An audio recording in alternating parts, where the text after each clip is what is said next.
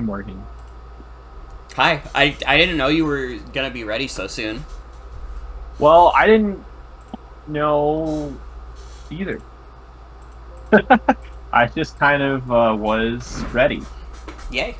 I do need to get a couple things together, but I'm not like I just need to put the sheet on the Hyper Beam basically. That's all. I have that up, but well, I got second in bowling in Nintendo Switch Sports, which makes me happy. Yes.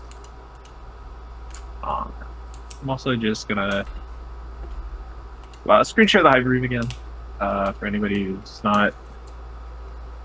Oh yeah, are you able to send me the Hyper Beam link?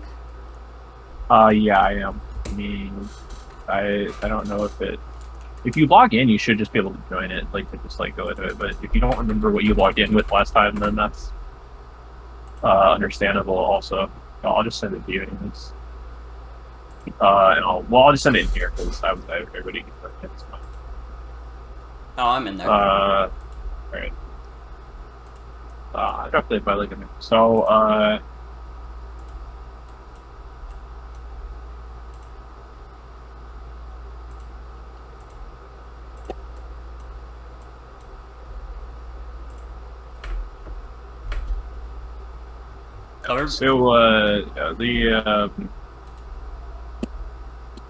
it's welcome to ZomboCon. Yeah. So we have a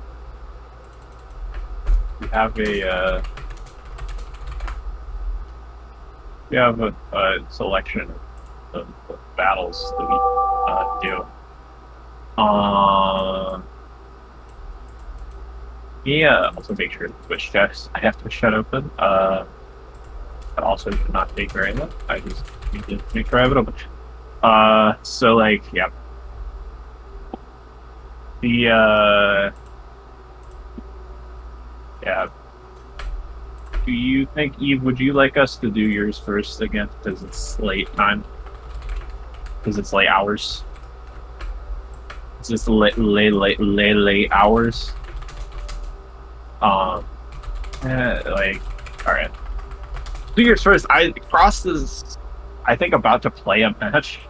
There's gonna be a match going on during this stream. Frost and Steven's may be having during his stream week 2, but yeah, we'll just it's whatever. Okay. That's fine. So let's put up you versus Frost here. And we make sure that we have use Battle Beam. But that we'll put loop on it, but it's 7 minutes long, so I don't think it's gonna matter. And it might play a stupid ad. So, well, no, it's not gonna. We have ad block. We love ad block. Can you load though? Hold up. Can you load though? Do you want me to load it up on my end? I mean, you won't hear it, but I think it's good to have it on this end so that everybody can hear it in the audience. If they open the Hyper or like my stream, then they can hear it. Fair enough. For the other draft users, but I don't know. It seems evil right now. It seems mad evil. What the hell? Fucked up. Well, what if I search like Mario vids? Does it play all? Is it playing all in any? What is that? Hold on, go back up. What is that first YouTube short? Mario gets slapped to normal size. I don't want to click on that. I think that's dangerous. Why not? Why not? It could Honestly, be cool. This is actually harrowing to search. I don't like any of this at all. Let's go back to just try to play the vid. Oh, it works now. The Mario vids fixed it. Okay. You just had to watch Mario get slapped. Can you turn this down a little? Holy shit, this is loud. Oh shit. Alright, let me figure it out. It's not that bad on my end, but my end is also like whatever. Can you just tell me when it's good? Is this good? This should be good. Alright. So yeah, this is a match I did not see. Yeah. So I'm curious what's going on. Okay, you got this lead situation. This is a special Aegis Slash, so it doesn't care that much about getting burned, but it does kind of suck. It's taking the judgments like a champ, though. This is Arceus flying, in case you got schmixed by the classic mix-up. And the Shadow Ball is really doing quite a lot. Here we get the bad Doctor. And Toxic on the Arceus is huge. I would say one of Arceus's biggest weaknesses is the fact that it can't hold anything other than plates, so it's really weak to status. And then Sacred Fire into their Krozma is pretty huge, but Lum cures it. This is kind of early game positioning from both players. Slurpuff is here. The Slurp? Also. Oh, So this dude, is like the a sticky web. web setter Slurpuff, but it's red card. It's red card on Burden, and then it yawns the fucking Spectrier. Wait, that's crazy. Wait, the flamethrower too? I think this guy's funny as fuck. Yeah, but it's forced out by the Tangrowth, who is very obviously Assault Vest. Yeah. From those numbers that have been put on the screen.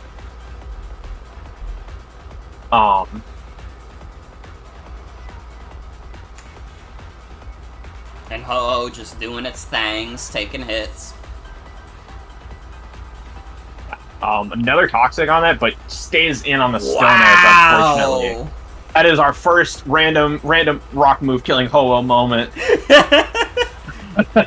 Our first certified random rock move killing Ho-Oh moment. But it finally gets rid of the webs at least. Yeah, get the hazards out of there. Yeah, Psychic Noise. Psychic Noise is an interesting as fuck tech. And hey, it's sub CM. So now you just gotta deal with this. Sludge Bomb sort of breaks the sub there, but it's probably not breaking the sub in one hit, so Eve has to switch to Power Whips. But it's Power Whip. So that's a little dangerous. Yeah. Gouge comes in, and Heat Crash doesn't do a lot. I mean, it does a lot, but it doesn't do that much. It doesn't now kill. It's Toxic. And in comes Jigsaw! He's gonna put you in a trap!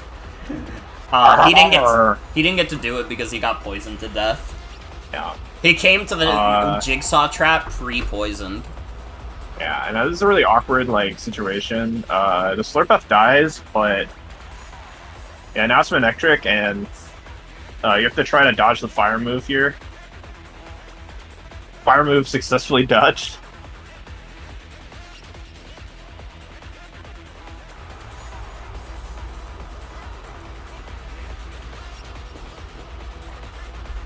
Yeah, now you trying to set up Calm Line on Spectre. He's got a sub up,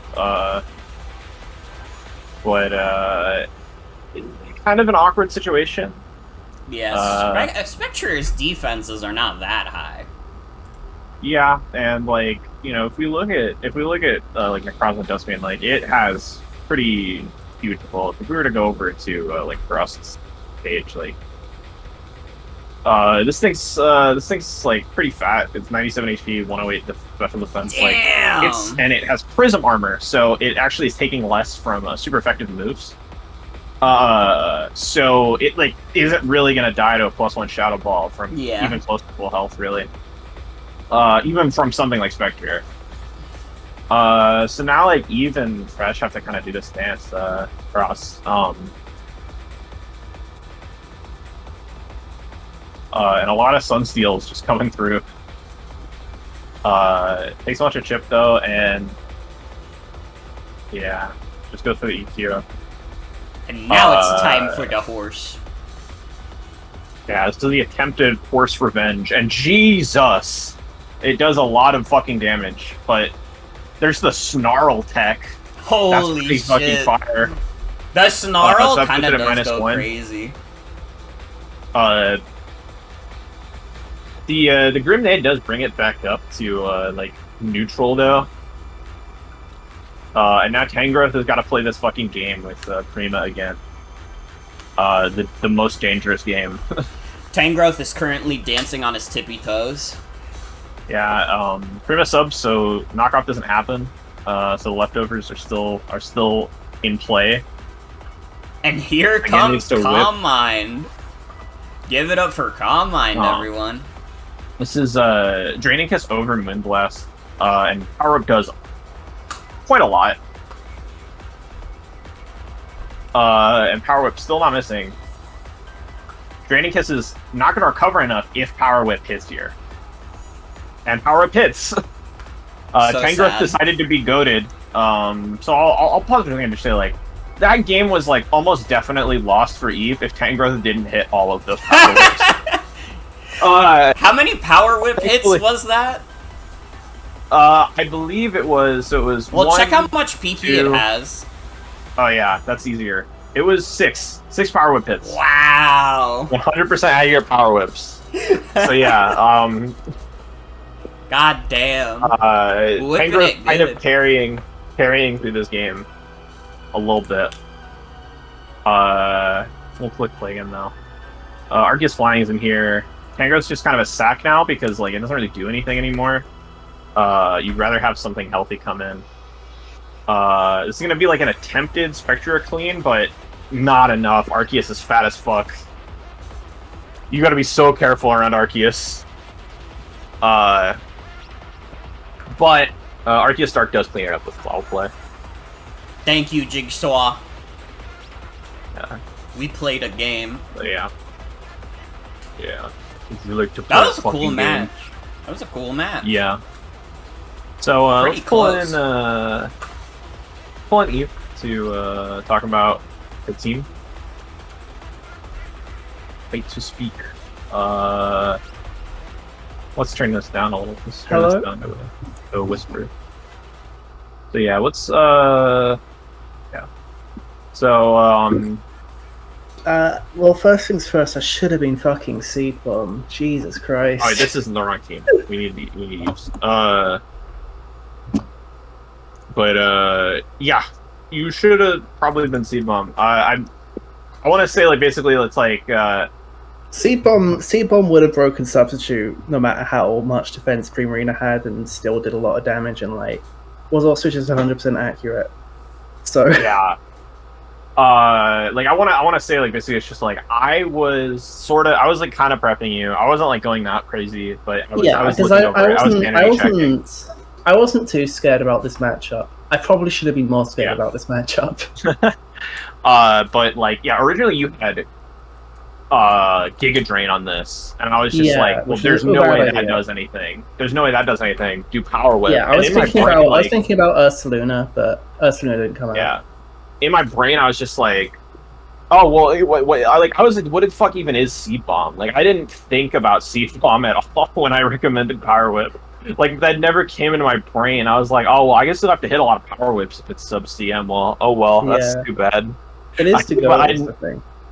But Seed Bomb never crossed my mind. But sometimes you get lucky. But yeah, this Assault Vest Tangrowth was pretty much a lock from the start because pretty good at dealing with Manectric, another regenerator because its regenerate is a good ability. It did deal with Primarina, even though it had to get pretty lucky to deal with Primarina at that point. Yeah. Because in my head for some reason I just didn't even think about like the idea of like hitting 1 billion Power Whips. Oh well. Yeah. Yeah. Yeah, that Tangrowth is the GOAT. That Tangrowth really was. Or proving why I every time I load up Gen 9 OU, I think I wish Tangrowth was here. I'm like I want to do what we did last year and talk about the favorite Pokemon we had for like each person's team. I mean, right now, like on this team, it's Tangrowth. I mean, Tangrowth really like hitting 6 Power Whips in a row. He literally did. He saved the fucking day. He didn't want his trainer to be set. He got more done. He got more done than like your big ass Ho-Oh. Although Ho-Oh also got hit by the random. Ho-Oh still got a lot done, honestly. Yeah. Did get hit by Like, the random rock move event though. Yeah, like obviously, like Ho died pretty quickly, but what it did, it got off toxic on 2 big Pokemon. It got a burn off, even though that burn was lumberied off. It like at least revealed that to me, which was quite nice to have that revealed. Yeah, and then like did some damage. You know, it's fucking good. This is a Max Adamant Hoa. This is Max Adamant Hoa. It was actually a very specific EV investment because I knew max speed Adamant would always outspeed like a max speed Necrozma. Yeah. So this looks like it's this looks like it's just up in max, but it was for a specific reason. Mm-hmm. Yeah. And I didn't love its defensive value this game, so I just decided, yeah, fuck it, Adamant. Yeah. I wonder what could make you upset about its defensive merit. well, like compared, like as a kind of a, I just didn't feel like it was worth investing much into its defenses because I didn't think it was like actively. Yeah. It didn't need it really. Yeah. I know what you There mean. was nothing. There was no way it was going to live like any of the Stone Edges that would have came its way. There was not really. Most of the special threats would have, I think, like either lost no matter how much I invest, or won no matter how much I invest. So, yeah. Yeah. You want to talk about the Hippo? I guess it's Hippo. pretty normal. Yeah, it's a normal tank chomp. I kind of couldn't normal. Yeah, decide. Swords Dance. Yeah, I kind of couldn't decide if I want. I decided like I'll decide in the actual game if this wants to use Swords Dance, because like I wasn't quite sure what type of team I was going to see from Xrossed. I don't know how you pronounce that. Yeah. But like, yeah, I just decided to hedge my bets and do kind of both. Edge crate, I'm honestly SD, but also stealth rock, offensive stealth rock, really. I'm honestly a huge fan of SD tank chomp. I think it's like really good. Like I've used it multiple times before, even with no attack investment. Like it's just Swords Dance is a really good move. Doubling your attack might be good, but you need more data. And I also wanted to be like Rocky Helmet, Rough Skin, because like I specifically wanted to eat knockoffs from any kind of fighting type guys. Yeah. Knockoffs from guys that would hit Arceus Dark card. So I was actually specifically thinking of Okidogi, but that also didn't show up. I was really scared of Okidogi for some reason. He's kind of a gamer. Yeah. Arceus Dark, that's like, this is a normal defensive Arceus. It's not that exciting. Yeah. Foul play just looked really good into the roster, really. Yeah, a lot of high attack. Had Wisp, because why not? It had Cover Defog, why not? I needed Defog on someone, and I decided Arceus was probably gonna like stay around a while. This is a normal fucking Spectre. Yeah, really. it's a normal Carmine Spectria. Well, Yeah, no, it's not weird. much to say. Like, It's I was weird. That's It has 16 HP. What? That's not that weird. It's I don't just remember why I did speed that. creep. It's probably just speed creep. creep. Yeah, speed stuff. Yeah. I like Dark Pulse for Dark Pulse, so it hits Ursaluna. Probably should have gone Hex, but you know, hindsight. Carmine specifically because like I was kind of a little afraid of Manectric outspeeding it, and Carmine gave it a bit more insurance there. But yeah, this is a normal Carmine, and also Ursaluna. But like, this is a normal Carmine Spectria. And Aegislash, who didn't really do anything. It did a bit of shit. Just kind of Didn't there. do much. This was more as an anti-offense thing, and I wouldn't like an anti-setup kind of guy. And like, there weren't any setup guys on. Yeah. There weren't any setup guys on that team. So, but it was there in the back, watching, pressing Shadow Ball, close combat for I had to threat a priority in case I needed it for like emergency pre-marina situations, like close combat for Ursaluna again. I was like so sure Ursaluna was going to come out just because like I was thinking, oh, that's your only ghost resist, and I have 2 really strong ghost types. But it turns out Uber's bulk is good enough to eat neutral Shadow Balls. Even from Spectre and Aegislash. Joan also is in the chat asking what the lore behind the Hippo is. I'm pretty sure that was. I don't fucking know. Yeah, that's what I expected. I think of nicknames like 5 seconds before the game, and like it's stream of consciousness. Me and Eve have similar nicknaming philosophies, generally. But yeah, Yeah, overall, like, when I called Tangrove Arve, I didn't even think about it being Assault Vest. It just came to mind, and I didn't. And I yeah. realized after, oh yeah, it's Assault Vest. Like literally after the game. Yeah. But yeah, I think this is a decent team. This was a good team that was like well prepared for a lot of situations, apart from the Power Whip blunder. But yeah, it worked out. You know, yeah, it worked out. Tangrove just decided to be the GOAT. Yeah, I think there were some. I think there were some week one nerves going on, but yeah, you know, I think I had a decent team matchup, and I'm kind of glad about that. So yeah. for sure. All right, good shit. Thanks for your time. Let's move on to Cross, who is here. The match did conclude, so let's talk about your team for your week one team now. Or actually, I don't know if Cross is able to speak, guys. I'm inviting to speak anyways. I'm clicking the button. What's this team play? Whoa, wait, oh no, that's right. All right. Yo. Hey, what's going on? Yo. Hi. So you want to talk about? We got this team up here. It's okay if you don't remember that much stuff. Oh yeah. Just, You to got be down. honest, I definitely don't. Don't remember what to do. Yeah. You had this. You had Snarl on this. That was pretty funny. Yeah, there wasn't a whole lot of other.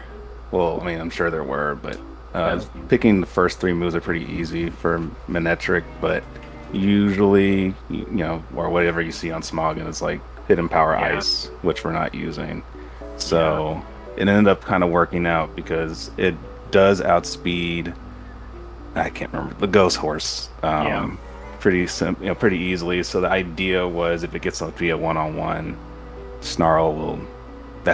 You just easily win that matchup that way. But it also is good for switching in on some of the other special attackers. But I think it ended up not good. Yeah. So I don't think it ended up. Yeah, it didn't end up doing what I wanted it to do, but you know, it did get one Snarl off. But you know. We got maybe here. This is like pretty normal, like sub CM Primo. You went Draining Kiss instead of Moonblast, which makes sense. Yeah. And you have the Psychic Noise as the stab, which like it's chill. It doesn't. I actually don't have any comment on it. It's just Psychic Noise. It like didn't do that much because like mostly Regenerator was the healing here, but it would be fucked up if Psychic Noise stopped Regenerator from happening. That would have helped a lot. For sure. That would be badass. I wouldn't like. That would be awesome. I wouldn't even be mad about that. Yeah. We have a question from the chat also. What determined the price of each Pokemon?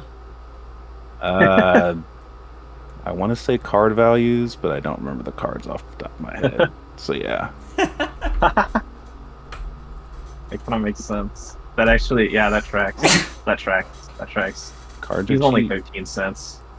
Yeah, there's not a lot of Slurpuff full arts, unfortunately, but maybe soon. $42 gouging fire is crazy. He's an expensive man. Yeah, he's a new boy, so you know. Gouging fire kind of did. Do you remember what the kind of decision was for Heat Crash? Like what the decision making was behind that? Yeah, because Gouging Fire's main stab moves, I mean, they don't suck, but they all have their own drawbacks, right? Like you got Flare Blitz for the recoil, you have I think Rage and Fury, which, you know, getting like locked into an the move. Yeah, it sucks. So it came down to, like, we did the calcs, because me and my coach, we did the calcs, and it seemed that Heat Crash actually did pretty well, regardless of the fact that we're in Ubers, where everything's usually pretty big. I think the only thing where it was like, it's not great is against Dialga. But but I mean, against you can afford that. You have Earthquake.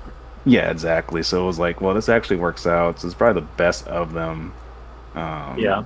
And there might have been another option, but off the top of my head, it's like, well, if you're a physical fire attacker, you pretty much just get those 3 moves. Yeah. Yeah. You have Blurp up here. I heard word from Hazel that this was up until the 11th hour. This was this was like Z sticky web before you were informed that that doesn't work. Yeah, so had to kind of put something together because I know in a dream world you're gonna get hit once and then focus sash will pop, but that's not always the case. So I don't rely. I hate relying on it. Kind of just ruins the whole thing. So I was like, well, Slurpuff actually is pretty bulky if you put the EVs in the right spots. So it was like, okay, he probably survives a hit, and then just pop a red card, make a bad switch on their end, and then just kind of take it from there because now you're double speed. And I think the 72 red card was kind of fire. Yeah, I ended up using it again, and we'll talk week 2 when week 2 happens, but I ended up using it again. So it's a funny item. I don't think it's like obviously not reliable because if you get a bad switch in, it's like, oh, well, now I'm just screwed. But it's a good way to just burn an item. You're just like, oh, I just want to start the unburden, the unburden ride. Makes sense. Yeah, and then flamethrower was also kind of like, all right, well, am I really going to get toxic off every time? Probably not. In fact, it probably performed the best it could have. Because the switch into Tangrowth, and then he died, but you did get a super effective move off. So I guess flamethrower came in clutch. Did its best. Yeah. You have Arceus flying here. This is pretty normal. There's been a pattern, and you'll see this in the as we continue in this replay review. But people really like bringing Judgment, Ice Beam, Recover, 4th move. It's good. It's good on like almost every Arceus. I feel like there's probably like at least 4 times that got brought this week. That's funny. Yeah, I was debating on Defog, but I was like, well, it really just came down to like, well, they have Arceus, they're probably gonna just Defog for me. Yeah, like webs are so scary, right? But like, even in a situation where there's even a situation where you have like a bunch of hazards on your side, like webs are still like, it's like, oh god, I gotta get rid of these a lot of the time. Exactly. Yeah, makes sense. And then you have Necrozma.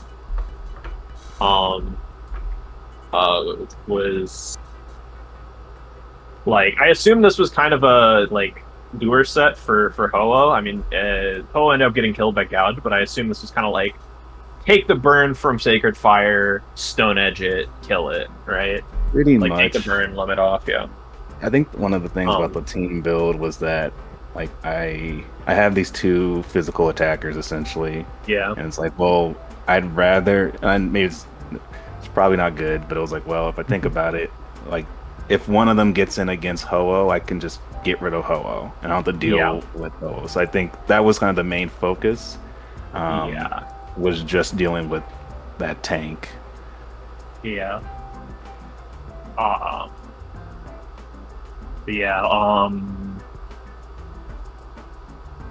That's the team. Like, I don't know. How did you feel about that game overall? I think everything kind of. Oh, we're talking about week 1 or week? Yeah, week 1. I'm sorry. Yeah, week 2. We'll talk about it next week. No worries. Yeah. So I felt good. There were a couple of things I'm like, yeah, I'm playing Pokemon because the power whips were. Well, yeah. So that was definitely the power thing. was for many. The power was for many. I think I switched in to Ho with Necrozma and immediately got burned by Sacred Fire. So I was like, well, thank God I brought the Lumberry. So I wasn't like a big deal, but I was like, I'm glad I swatched to that. Cause I originally was going to bring I think it was something stupid. Like, I don't know. I think I was going to swap Heavy Duty Boots and then give Gouging Fire something else. But I was like, you know what? Yeah. Let me not deal with one status effect. And sure enough, it came in clutch. So that worked out. But yeah, it was definitely... What's the opposite of a highlight? But but the power whips were many, and I think that was like, oh man, if that didn't happen, we could have probably made it a dub. But yeah, otherwise, I think the team played well. Yeah, I knew I was playing against a good player once the battle started. So I was like, okay, like, did my original 6 that I picked work out? Did our strategy we discussed work out? And I feel like ultimately it played out pretty well. All right, so yeah, any like final thoughts or? I don't have anything. Yeah, I mean, thank you guys for having me on, and all right, yeah, thanks for your time. Good shit. My favorite guy on this team was definitely the gouging fire. I mean, when I saw that gouging fire hit the stone edge on Ho-Oh, that was like the most boss moment of the match. He's also the most expensive. That is true. Member of the team. He is quite fucking expensive. Shout out to Slurpuff also, just because it's a funny little pink thing. It doesn't get to be the favorite this week though. I'll make Slurpuff my favorite. Yay. I'll say that my favorite against my favorite on Eves was the Tangrowth also. I also agree with it.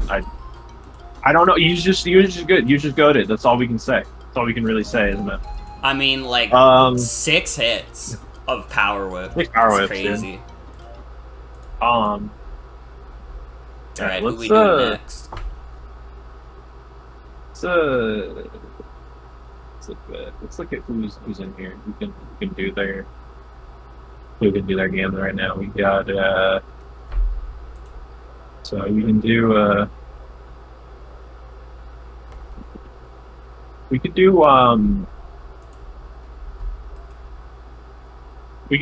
Ray versus Ribbon, I think.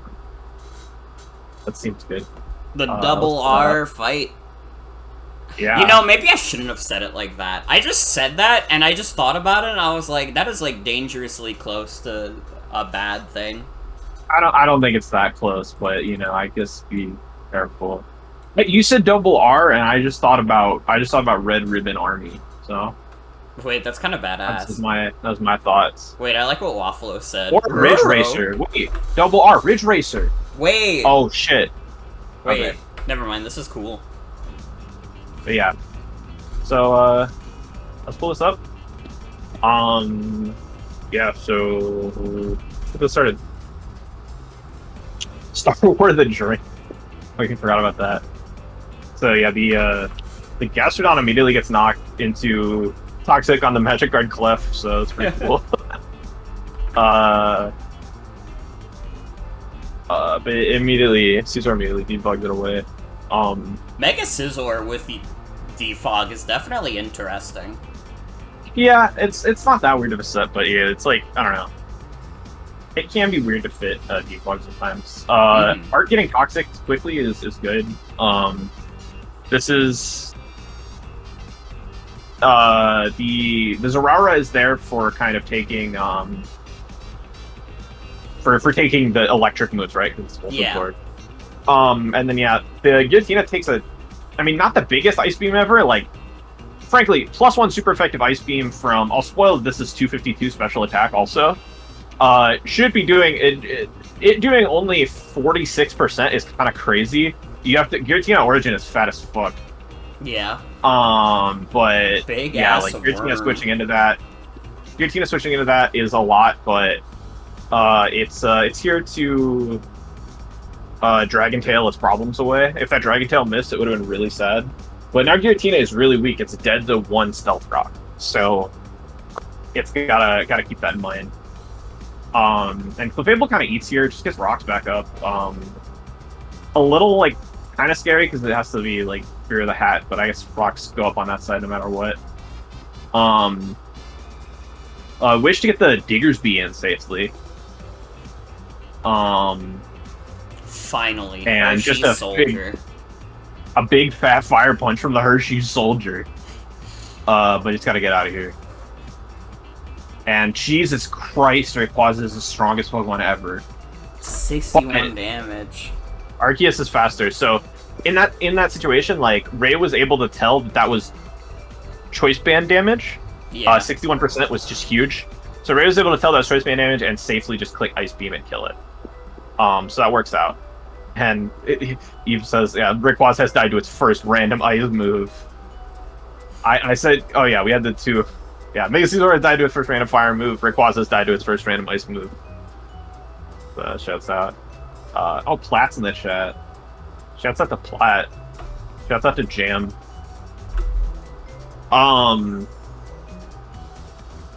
But yeah, and yeah, like, Ark is just kind of deciding, like, hey, we're gonna play this. I'm just gonna call mine in front of you because I don't really care that you have this, and I don't even really care about the fucking like mystical fire like special attack drops because it's like, what are you gonna do to me? So it just kind of keeps calm minding until Ribbon realizes that 1v1 is not gonna work. And then the Ark kind of leaves because I think it might be scared of. I don't remember why. I don't know why the Ark left actually. Gastrodon is a silly snail. That's why. Yeah, Magic Bounce happened, but there was already rocks up, so it's whatever. But you know, blocked the rocks on Ribbon's side. The rock comes out here, but the life orb gets knocked off, so it's not nearly as scary. But it still gets a nasty plot off. And Ray forgets that died to rocks. But Culver's challenge comes in. And the starts clicking grass knot.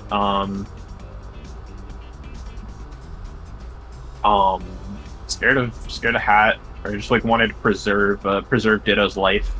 I'm a big fan of Star Wars the drink. Yeah. That psychic noise honestly kind of does a lot, like 29%. I think this is max special attack Hat, I want to say. It's actually because Hat is so light, it takes like 10% from grass knot. Yeah, that makes sense. So it just starts calm minding again, but Arceus Electric is here. It got a healing wish. So now we're in Calm Mind War territory. And that kills too. Yeah. Thankfully, the Hershey soldier, he soldiers on. And it doesn't actually kill, but it's dead now. Like it's dead. And Ditto is here now too. And now Ditto can go just like Ice Beam. This is like maybe the most like goated one of these low tier Pokemon have been, by the way. This Gastrodon. Oh no, the Gastrodon Serpenter. Yeah, he's living a lot of stuff, dude. Though to be fair, Diggersby was a low tier. He was cooking too. So that is true. Let's shout out the Hershey shoulder as well. Of course. But yeah, now like Gastrodon cannot win this 1v1. The Toxic's up. Like Wish is enabled. Wish is online. And it just dies to Toxic. It was damn close though. Star Wars the drink, the ultimate soldier.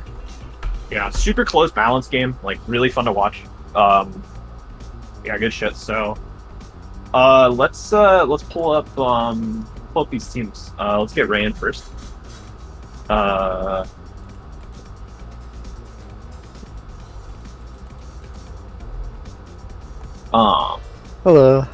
Hi, Ray. Future gen consoles, Mewtwo, PS4, Xbox 720. Yeah, for the record, originally all my Pokemon were going to be named after the consoles of the future, but the only one that ended up staying was Giratina being named Final PS4. Yeah. Arceus like almost did. It was named iBox, which can you actually Google iBox fake console really quick? I want to pull that up on the stream. You know what? Yeah, I'll pull it up and like. It's possibly my favorite fake console. I love it. I do love it. It has no buttons. It has a giant A button on the left side and one control stick on the right side. What the fuck? Yeah. Dude, this is awesome. Oh, dude, they're innovating, dude. But yeah. So yeah. Yeah. So where do you want to start? We can start with. This is a really normal arc. I'll mention that it is Judgment, Ice Beam, Recover, 4th move. Interesting. It is. Yeah, it's the 168 speed is to outspeed Rayquaza, which And unbooted Rayquaza at least, which was really helpful since it was choice band Rayquaza. Yeah, which minor spoiler, but I'm pretty sure this is the exact same EV spread that my Arceus has in my. It is the exact same EV spread. Yeah. Like before our match, when you posted your pace, I was like, "Hey, we have the exact same Arceus, almost." Yeah. So it's pretty funny. Yeah, like pretty normal, like bulky CM arc. It did its job. Arceus water types might be good. Oh yeah. We can Star Wars the drink here. Big fan of Star Wars the drink. Super normal also, stuff. Also very normal set. I was kind of bad at wish passing is the thing. I did not do it very well that match at all. I don't know. I think the one into Diggersby was good, even though it wasn't like it didn't end up mattering because it wasn't an attack, but it was a good wish pass, and then the forgetting the Giratina was dying to Stealth Rock is a little sus, but it's fine. Yeah. It's not the end of the world. Yeah. We have the Scarf Brothers. We have Hershey's Soldier and Pulver's Challenge. Yeah. So Ditto. This was something that we talked about before our actual match. The only change we ended up making to the team when I sent it to you was the Ditto was originally going to be Bisharp. Yeah. The thing about Bisharp against Ribbon's roster is that its defensive profile is fake. Yeah. It doesn't do that much stuff. Everything you would want Bisharp to resist or just eat hits from actually takes super effective hits. Like Qianpao gets Sacred Sword, Headering gets Sacred Fire, Rayquaza gets Earthquake. Yeah. Like it's and V create as well. V create. It's just brutal, but so we ended up switching it to Ditto, and that really worked out. Because the reason I didn't initially want to bring Ditto is I didn't think there was really any setup on this roster that was all that scared of Ditto, because I was thinking about Swords Dance Rayquaza more than Dragon Dance for some reason. I guess because the first thing that comes up on Calc. Yeah. And also I didn't really think about Nessie Plot Lando, which it did do pretty well against. Yeah, but it did great against all the setup that got brought, and yeah, it was most, and it honestly even the setup that shouldn't be that scared of it just ended up working against Arc Electric and stuff. It ended up doing its job. So yeah, I didn't want to bring it in against Arc very much, because in the long run, especially with Calm Mind Arc, that's just a matchup Ditto can't win on account of its HP and 5 PP on every move. And then there's a Hershey Soldier. So this is a double Scarf team, which is badass. I love Diggersby. It's the best item ever. Yeah. Choice Scarf is so good. And Scarf Diggersby with 220 Jolly outsped basically anything unboosted on this roster. Yeah. Including Qianpao. Yeah. And I saw its offensive profile was very good. Yeah. And it picked up the kill on Caesar, and it picked up a really nice chunk on Arc. So it just worked out. Yeah, Diggersby's great. Shouts out to that man. We had the final PS4 here as well. Yeah, Giratina. It did what I would have brought it to do. The main thing I really brought it for was just Dragon Tail out Arc Electric if it got Calm Mind up. So that did work out. Could have made better use of it, but it's whatever. Yeah, it mostly did its job, so it's chill. And yeah, Zeraora, understand Bart, honestly, it didn't do that much, because it was kind of meant to, Volt Absorb the Arc Electric, right? But it's just, it didn't do that much of that, but it got Toxics off, it got some, nice pivots, into other stuff, so... Toxic was very clutch in the end. I don't know if I guess there was technically a route where I could have won without carrying Toxic on it, but... Yeah, it was pretty big, yeah. I don't know, how you feel overall, about this team, about this game? I feel pretty good about it. Could have made some, slightly better plays, I guess, but, I mean, I still won in the end, even if it was a 1-0, which, not great for the differential. Yeah. I mean, hey, winning is better than losing. That's true. That is true. Yeah. And like, yeah, do you have any like final thoughts? Not really. I think I covered just about everything. Yeah. All right. And thanks for your time. My favorite guy. My favorite guy. Don't close yet. It's Hershey's Soldier. Come on, it's Hershey's Soldier. I was conflicted. I thought for a little bit maybe it's Star Wars the drink. No, it's Hershey's Soldier. And you know, I'm gonna say it's Culver's Challenge. You know, that's baiting me. I'm a Midwesterner. You know? And I was the one who suggested Ditto, and I'm a Midwesterner, so I gotta go with Culver's Challenge. It's maybe someday we'll do the Culver's Challenge. But yeah, thank you for your time, Rick. Good shit. And now let's pull up the Ribbon Heartstrings. Hello. Hi. So, here's this team. I really wish there were pictures for the Arceuses. I do too. It's so sad. But yeah. Anyways, yeah, like,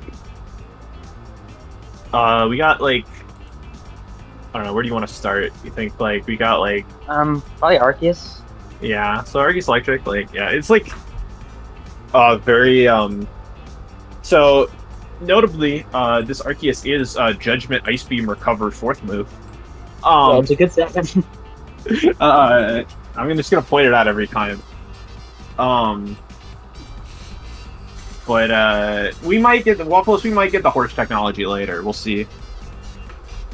But yeah, like really fast, really fast max special attack, which is like fine, and it's like actually it's interesting on a CM set. It can actually help win the CM wars sometimes. But yeah, like, is that kind of your main win condition going in? You think just the CM arc and then it was breakers around it? Yeah.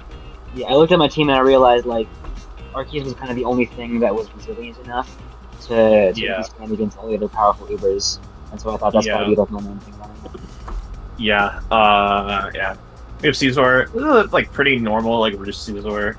It's like default Caesar, like you turn Bullet Punch Roost. It's like max HP max attack, which is like an adamant, which is a little unorthodox, but it kind of makes sense. There's a lot of things, like there's not like a ton of stuff that it's offensively checking super hard. There's not a ton of fire coverage here, stuff like that you really want to try to live, and like stuff like Shaman Sky you want to like just fucking kill. So I think it makes sense for it to be that strong. Yeah, that's kind of my go-to Scissor set, is like max max attack. Yeah. I think a lot of people kind of overlook like how bulky and how useful Scissor can be. To think of it like it punches me really hard, and it does do that, but it's got so many more dimensions. So it's a complex Pokemon. I adore bulky Scizor. I really do. My last draft league I had Mega Scizor. I probably brought like SD Bullet Punch U-turn Roost, like with like max HP and like mixed bulk like every time. I usually didn't even invest in attack because Swords Dance does so much. His attack is so high already. Yeah. But yeah, we got the rock here. You can smell what he's cooking. So I assume this is kind of meant to be like the mid game breaker. It kind of does well against a lot of this kind of core. It hits Arc Water with like the Grass Knot. It hits like Clef with the Sludge Wave, stuff like that. And Earth Power is just a good fucking move. Yeah. You sadly got your Life Orb knocked off immediately. That was rough. Which is a shame. And you got your, yeah, like... The Rock has come back to being a bitch! Yeah, and then... I originally... Yeah. I originally actually had Stealth Rock on Landorus. But then I realized, like, Grassman hit a bunch of stuff, too. Yeah. Yeah, I think it's definitely going to be 3 attacks. Yeah. It's scary. He's so strong. He does so many pull-ups. Yeah. And then you have like Rayquaza here, Band Rayquaza. Band Rayquaza is like the fucking Reaper, dude. It's like the strongest thing in the universe. Every time because I worked with Ray on this team, and then I worked with Bell, for this week too. And every time I put Band Rayquaza into the calculator, I'm just like, Jesus Christ. I'm like, what the fuck are you doing? But yeah, like this set makes total sense. Outrage is a little gutsy, but I see where you're coming from. Like, yeah, Rayquaza is so just like, grotesquely strong. Really, yeah. It's so funny because I do the same thing offensively. Like I put in, like what's a +1 Dragon Ascent against this guy, and I always think, no, that can't be right. It can't do that much. Yeah. Yeah, this nickname Big Sheldon ? Came from WAFFLOES. Thank you, WAFFLOES. Shout out to WAFFLOES. Shout out WAFFLOES always. We have the hat here. Pretty normal set. The healing witch was like pretty clutch. It could have been huge. Like it was almost really huge. Like yeah,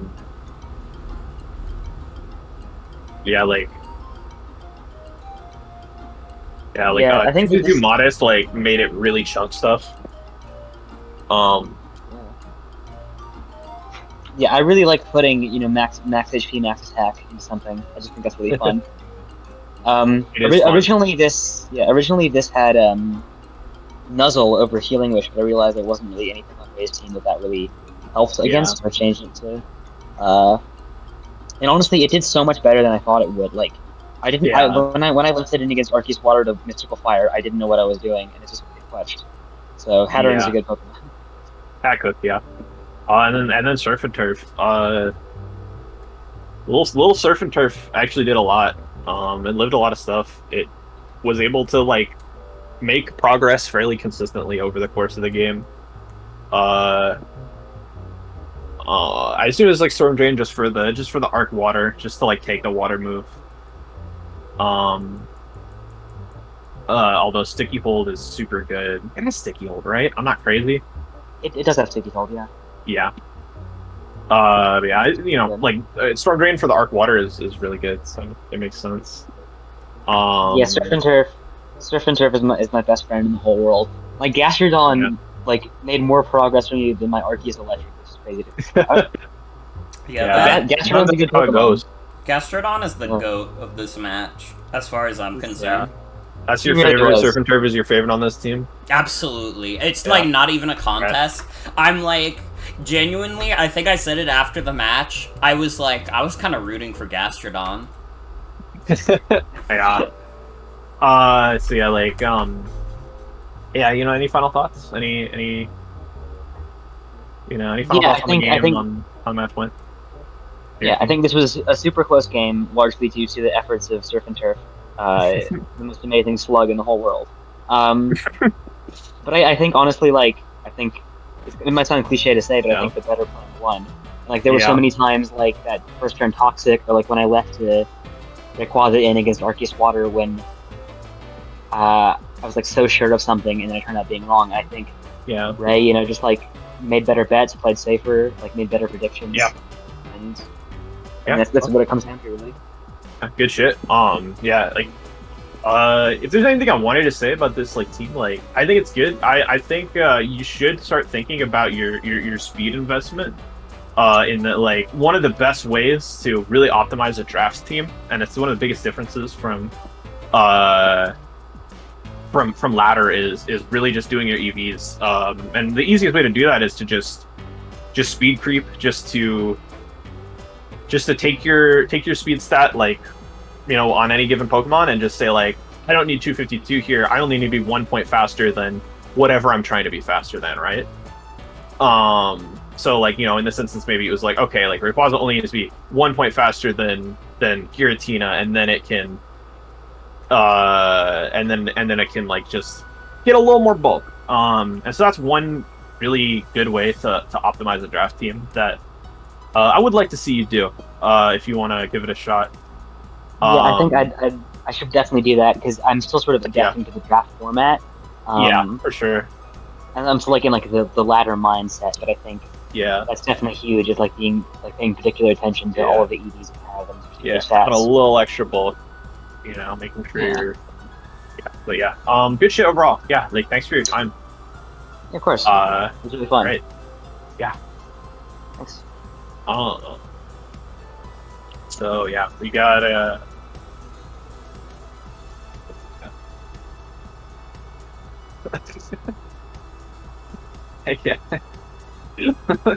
Lilly just pinged me with her, I presume, battle theme and just said the sump pump stuff.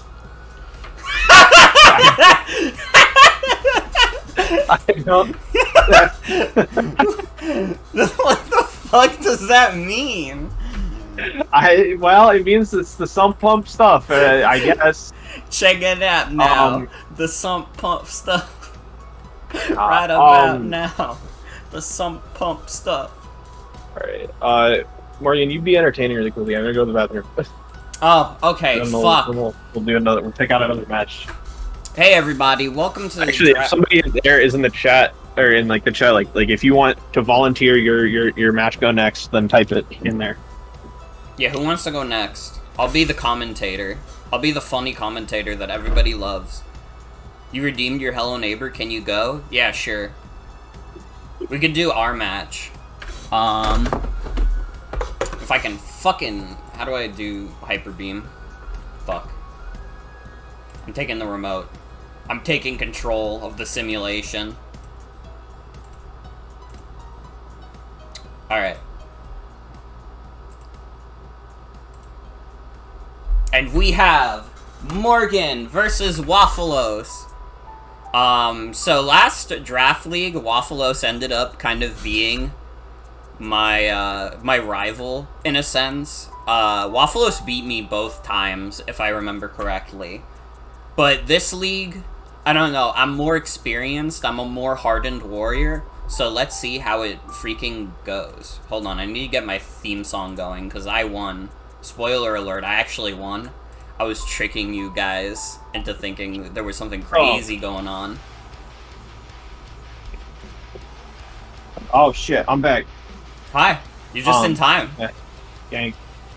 Gang, I'm gonna be real. I like knocked over a can of Coca-Cola when I was getting up, but it fell directly into a dirty pillowcase I hadn't yet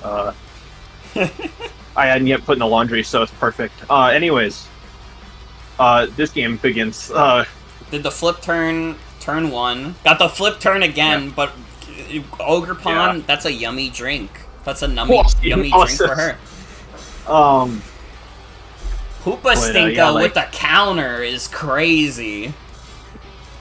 Yeah, I was too scared to hit that Clodsire on account of possible water absorb. The fandom takes so much damage here, but it's okay. It's okay. The toxic Danganronpa fandom hangs on. The Draco Meteor does a lot. Yeah, Hulk Toilet is in a little bit of a bad position. Yeah. But then he makes the sand come back. Yeah. I forgot about the Mega Evolution thing with fucking T-Tar, and it almost cost me Ninetales. And then it almost cost you Order Point. That was a lot of damage. Jeez. Yeah. But you have the 2 spikes up, and the opposing weather is gone. Yeah. But you have to say goodbye to Orderpon. Even though Orderpon already just made a ton of progress. Yeah. Despite dying first. Nintendo America comes out. Is it Evangelion? I kind of love that name, I'm not gonna lie. Get Danganronpa fandom out there with the Aurora Veil. Yeah, Draco the poop. Draco gets to drop a Draco. And it just literally plots in front of this, which I think is just so fucking funny, but it, you might as well go for it. Yeah, I was like, Danganronpa fandom's probably gonna die. I might as well push my luck. Yeah.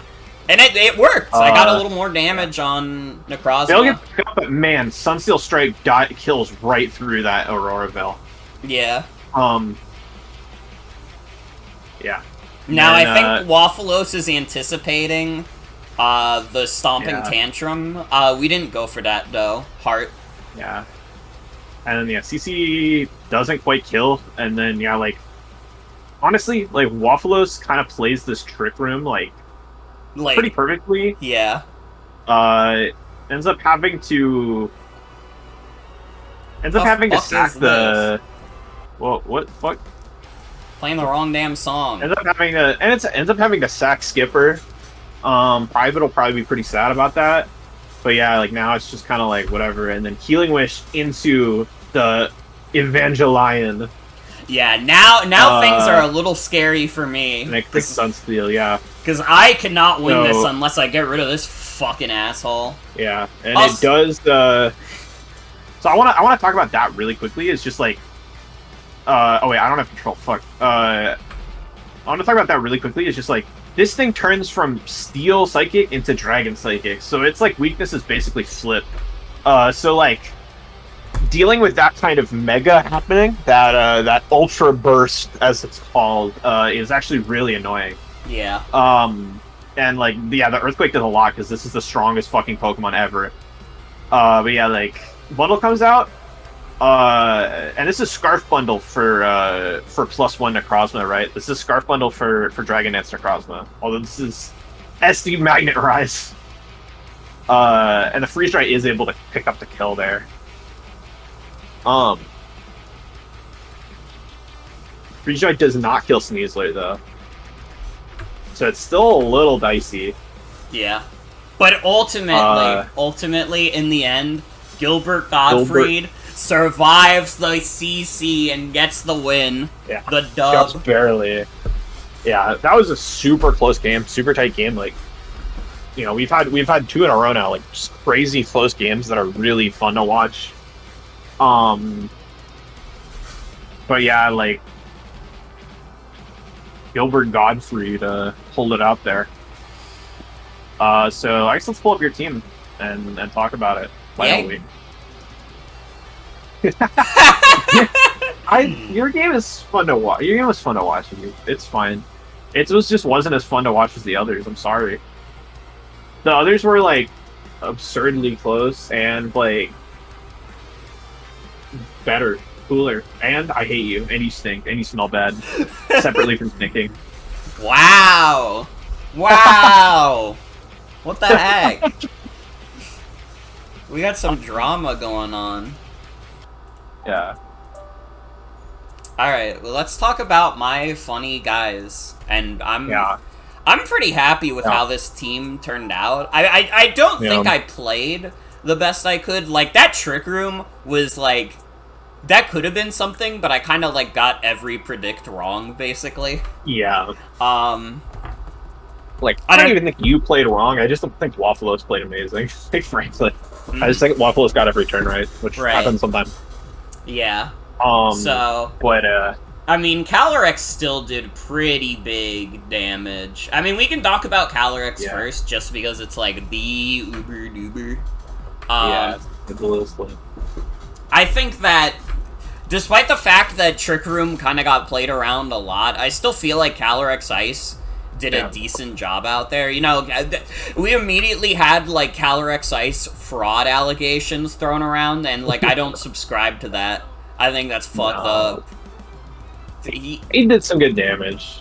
Yeah, it was just that the Trick Room... The Trick Room was rough. I mean, did get rid of the Empoleon, and even though it wasn't the Arc Fairy kill, because Arc Fairy did Healing Wish, I mean... It kind of had to, otherwise, like, I don't know. That arc was not gonna be happy. It was not in a good position. But yeah, like, pretty normal Calyrex overall, though. Like, SD Glacial Lance, Trick Room, CC is, like, it's pretty normal. Like, we kind of, like, went for that over, like, high horsepower because, like, or whatever it was. It's not, I think it's on the camera. I don't fucking know. Because it just kind of hits WAFFLOES faster. To be clear, everybody, I did prep. Yeah. It was like one of those things where Stomping Tantrum didn't do anything better than Glacial Lance or CC.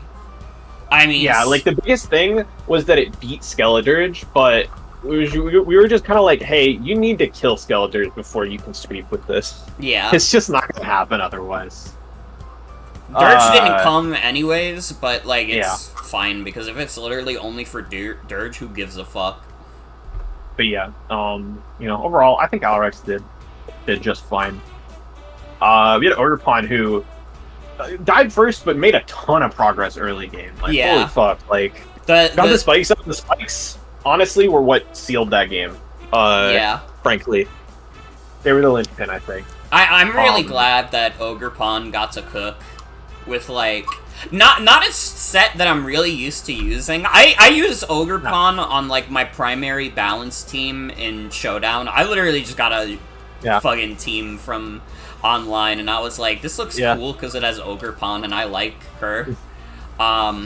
So this is a little different from how I'm used to playing Ogerpon, but, like, Spike's Ogerpon is legit. And it has, like, a decent, like, defensive profile. I mean, it sucked up that flip turn, which is, like, that's huge. I mean, I like the, like, idea of having, like, a Pokemon on my team that gives me, like, an extra resistance, basically. Yeah. Like, and, like, it kind of was, like, in the end, it kind of worked for what I wanted it to, because, like, I said specifically, I wanted Ogerpon Wellspring, because Ogerpon Wellspring, like, makes my weather matchup so much better. And I didn't even realize that would come into play with WAFFLOES, but then it was like, oh yeah, Hulk Toilet. How could we forget about our friend Hulk Toilet? How could we? Yeah, like, Ogerpon did great. Ninetales, like, this is, like, a reasonably normal... It's actually no ice move, which is kind of weird. But I think we just reasoned that, like, this ice move doesn't really hit anything. Like, look at this roster. What does ice move hit here? Clodsire with, like, 80 special attack? Not really. So I think that's why we ended up not going ice move. Yeah, and it was kind of just, like, Ninetales is... Ninetales is rarely ever the attacker. Ninetales exists to get Veil up. Because Veil is really fucking strong. Yeah. And then, we went with Icy Rock instead of Light Clay, just to deal with kind of keeping Hulk Toilet in check better, keeping the snow up more than the sand. And we kind of reasoned that if Hulk Toilet stayed around for a long time, or if, like, certain other checks to Ninetales stayed around a long time, it might be really hard to get Veil up multiple times. Yeah. And you did get Veil up multiple times, which worked out, but there were a lot of versions of that game where that didn't happen. Yeah. Yeah. What did we do the speed for again? I'm trying to remember. I think it was Zapdos. I thought it was. It was like Zapdos, or no, it was Adamant Sneasler. Yeah, that was it. Adamant Sneasler. Yeah. Because Sneasler is just fucking scary. I think, like, this whole time we were prepping, I was like, dude, I fucking hate Sneasler. It's a freaky guy. Yeah, we got Arc Fire here. This is kind of a funny set. I, like, decided on Fizdef Arc Fire, which I told Morgan, I was like, hey, like, Fizdef, I think if Fizdef Arc Fire or Cooks here. And it kind of did. Not exactly in the ways I was expecting, because I think it was more meant to check, like, well, I mean, I guess it did kind of check Sneasler in the end, right? Because it lived in the CC and killed it. But it was also meant to kind of lure... There weren't a ton of Tyranitar answers on this team. We were thinking, like, okay, no way Tyranitar comes in on or, like, takes Ogerpon moves, which it ended up kind of taking, like, that. Yeah.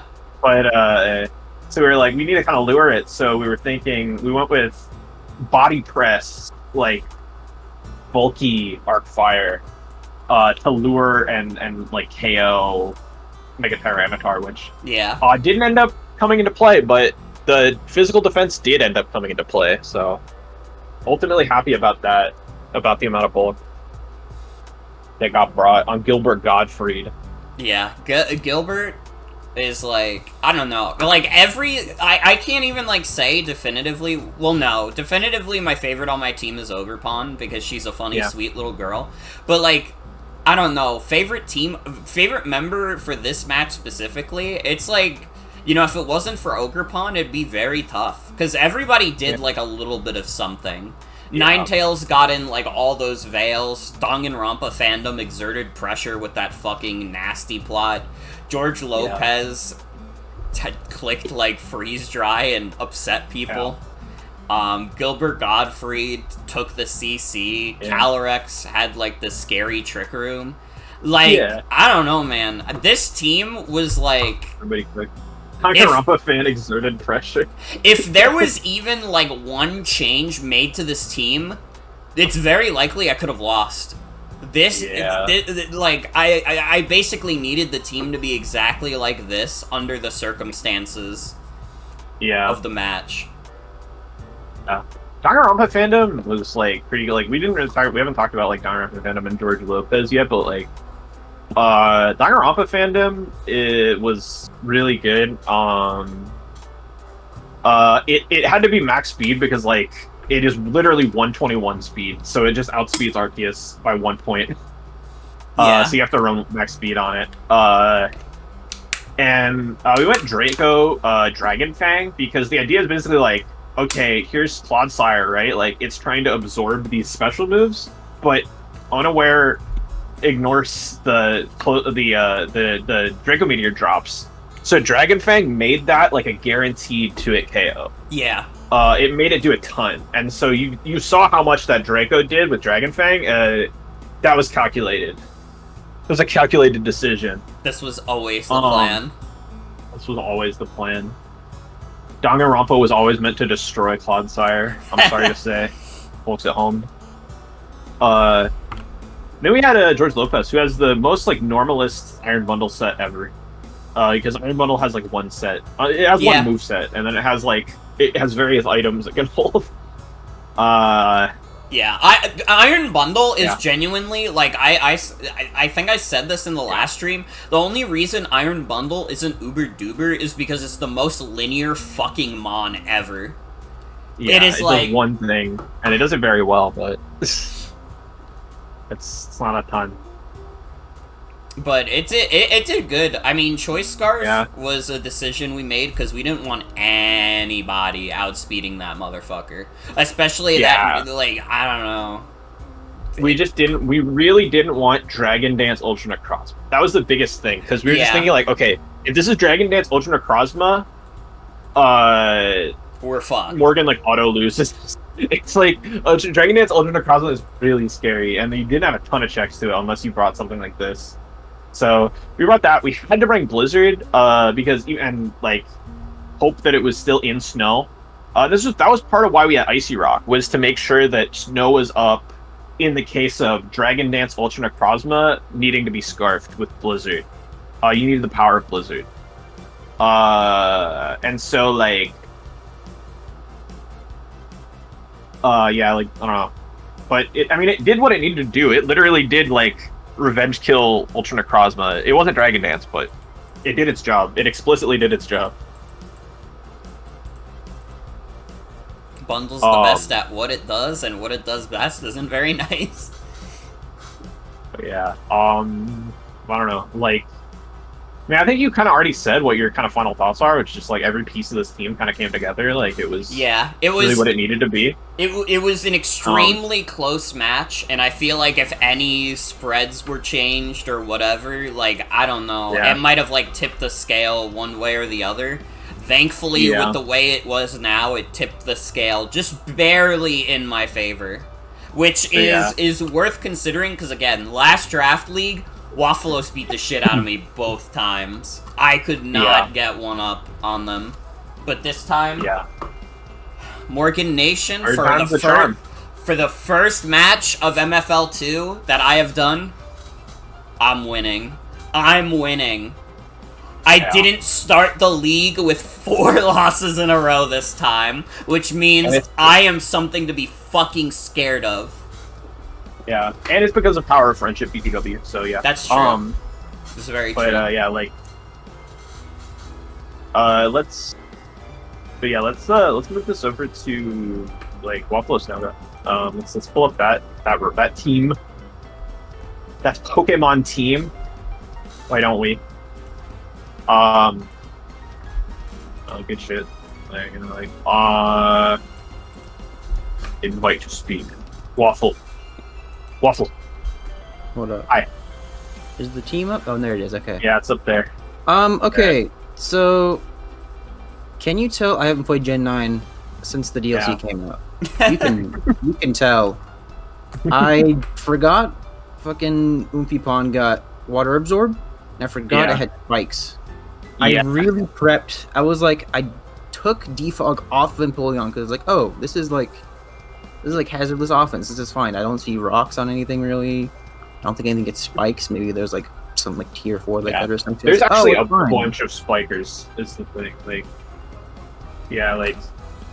But yeah, like it's Cloyster, Naganadel, and Cloyster, Naganadel, Ogerpon, and I think there's one other. That spikes. Yeah, I definitely under-prepped for hazards, like a ton. Gligar for sure. Yeah, but like... that really cost me. I didn't even have boots and anything either. It's rough. I guess we'll just go down the roster. Yeah, this fucking thing. I've never used this before. Good lord. Fucking tank shit like crazy. I think the speed was for let me see here. I have it on my notes or something. Yeah. I think after it ultra bursted, it outsped like Arceus or something like that. Yeah. Yeah, Arceus did not get a Dell after ultra burst. Yeah. The attack investment, I only need 76 just to KO Calyrex Ice. Yeah. And the defense was just enough to live 2 high horsepowers from Calyrex with so like, not ultra bursted, which is nuts. Yeah. Like this thing's defenses are insane. Yeah, and then it bursts and it's like, what the fuck? Now this is a completely different guy I gotta fight. Yeah, it has a fucking dragon installed, literally. Yeah, and like the prism armor really contributes to the defenses too. Oh, for sure. And the Magnet Rise, it was very silly. I went in knowing like there's no guarantee this Calyrex has a ground move, and like nothing else on this team is gonna have like Earthquake. But I was like, you funny. Wanted the funny. That'd be funny if it worked. It didn't really, but it didn't. I don't think it cost me either. Maybe it did. Funny's gotta happen. I don't regret it. I don't regret it. Yeah.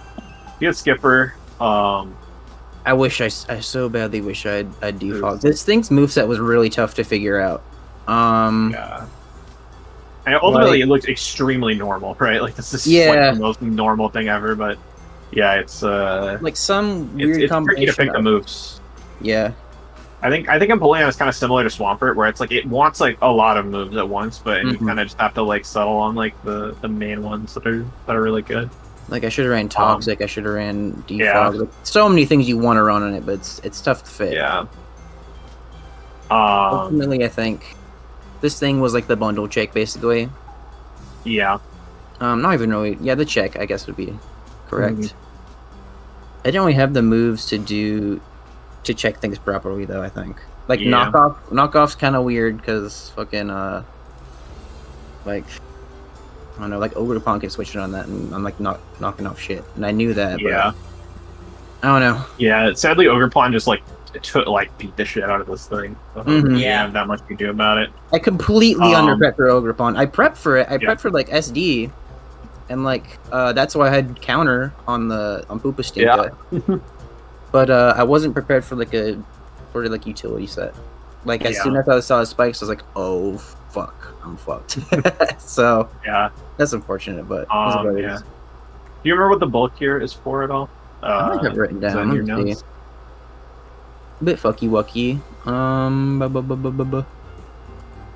I assume that the 4 speed is to troll Gudra Hisui, which is also 60. Yes, so I could flip turn on it. That is correct. I'm glad you caught that. 4 speed there. I'm not sure, but probably like for some bundle. I think a bit for Gligar actually, a bit for Gligar EQ or something. Yeah. You have Arc Fairy here. This thing's nuts. This thing is insane. Fucking amazing. So glad I got a good one.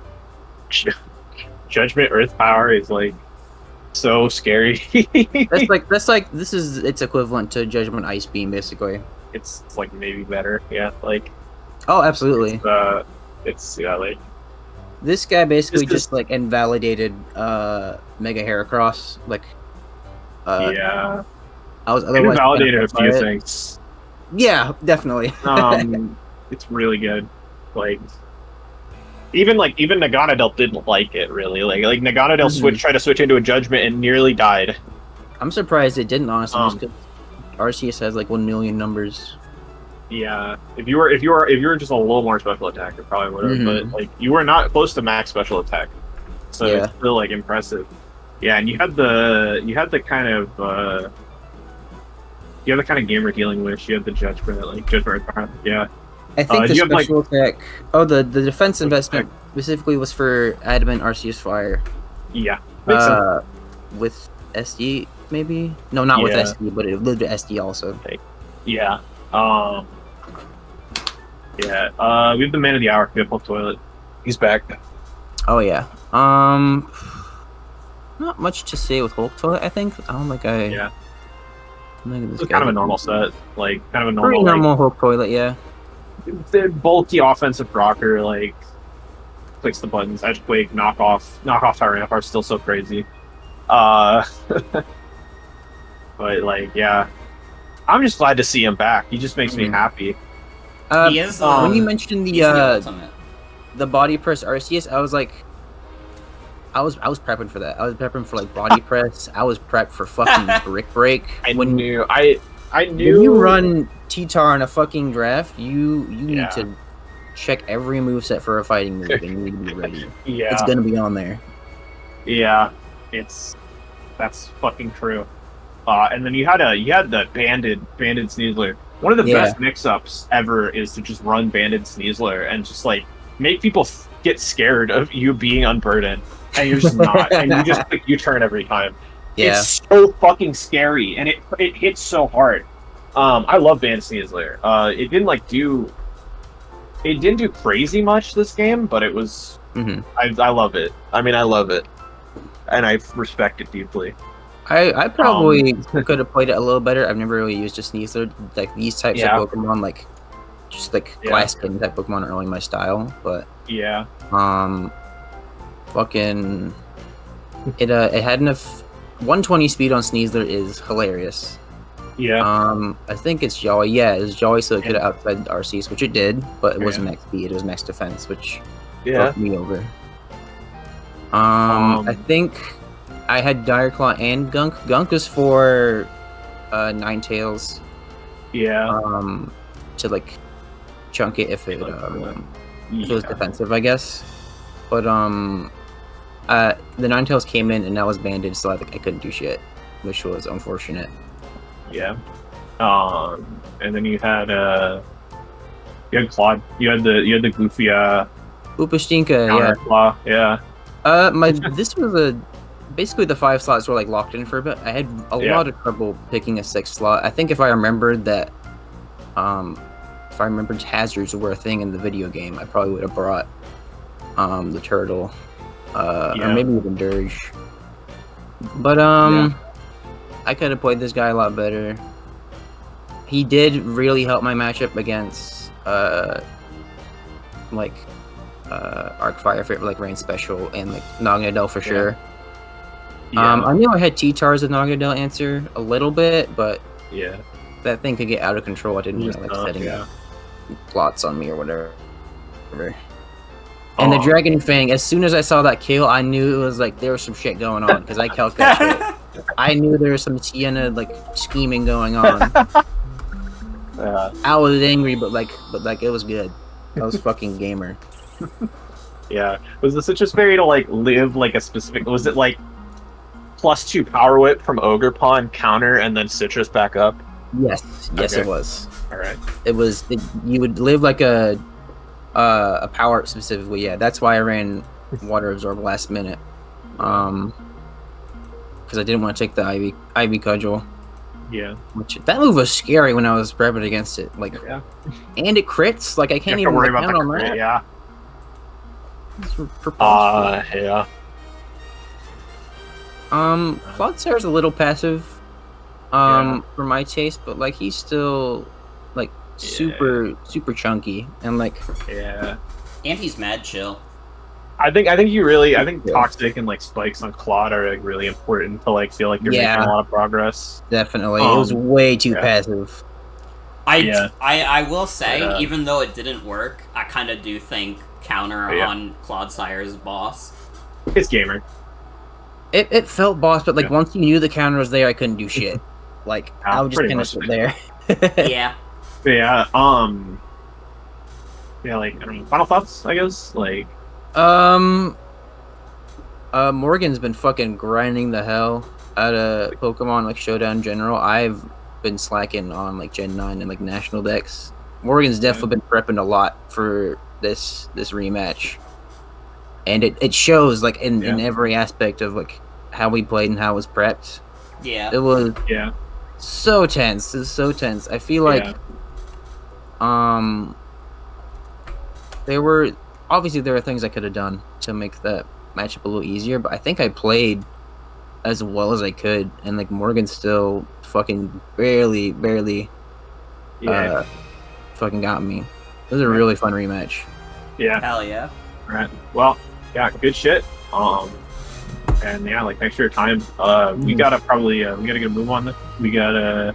Oh, my favorite team member was Necrozma because that guy's really scary. Yeah. Necrozma fucking scared me. So wait, Hazel, you're saying you gotta like? Yeah, we gotta do Sauzels. Hazel, are you already gone, or are you ready to go when you're? Like whatever. We're gonna click on Sauzels anyways. We're gonna go right. You got 10-ish. Ugh. Okay. Let's click on it. Let's click on this. Okay. So this is Spell versus Sauzels. This is the Sauzels battle theme. It's from the video game. For Nintendo. Yeah. And we're gonna watch this now. So I did not see this match, so this is new to me. Yeah. Dude, Dario coming out first was good for that Magearna. Yveltal, though? Oh my god, sucking Moltres dry. Yeah, but the Toxic is huge. Yeah. Yeah, this Moltres is starting off pretty strong. Yeah. Without save, Eng. Yeah, but then it gets Toxic, but not the biggest thing. I don't know why Belle defogs here. I think she was scared of the terrain for whatever reason. Not the worst thing ever. Arc Poison comes out.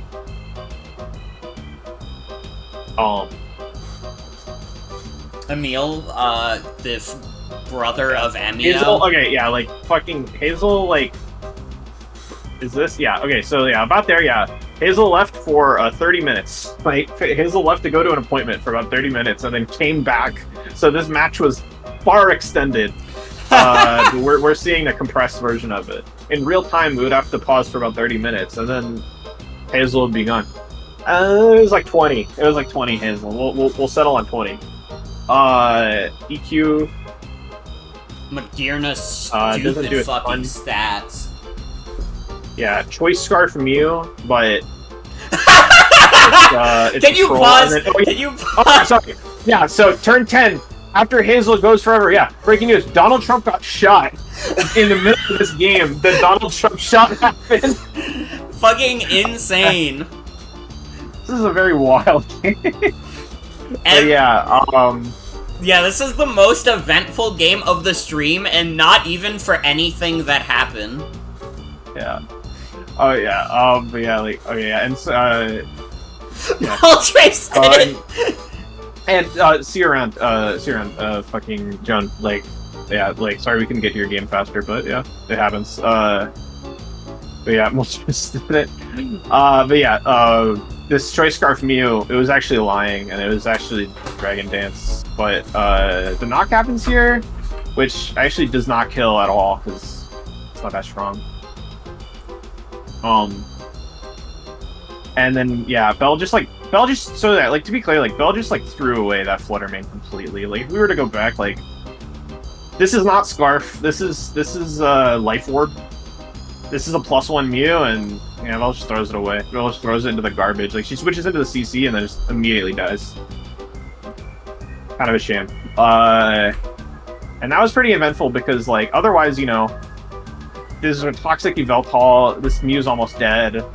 Like, chipped Magearna. Like, this is a pretty decent game state for Bell, but yeah. The Flutterman getting killed is really big. But finally goes down. Psychic Fangs does 60% only, because Vulture's kind of godlike. And Bell just roosts here on the Muck, but gets knocked, and now has to potentially worry about rocks. Just decides to leave and bring in Tinglu, but now Tinglu gets knocked and poisoned in the same turn. So this is, I think, kind of the next big, like, really, really consequential turn of this game. Like, yeah, this fucked over Bell a lot. Like, Bell had a decent position, and then right away, like, pretty close to each other, like, Flutterman's gone. This is almost useless. And then, yeah, Drain Punch, but no, it doesn't really do that much. EQ does fucking kind of, like, annihilate Mr. Muck, but Tinglu just decides to leave. And the Gunk comes and does 1% to Muck, killing it. So now here's Mr. Toyce. And he has a cool move he's gonna click. First he's gonna get Earthquake a little bit, and then he's gonna click Shell Smash. And that Water Pulse is gonna do not quite kill. It's gonna take an EQ. And we have another yeah, good show off list. Good, yeah, have a good time. Have safe travels. Scary ass Luigi. So yeah. So now in this case, we calced this. Fake out here was like a 80% roll to kill Blastoise. It was like pretty high. It was like pretty likely, but yeah, Bell does forget to Mega, but also Magearna comes in, so it's kind of whatever. It's kind of a wash. Yeah.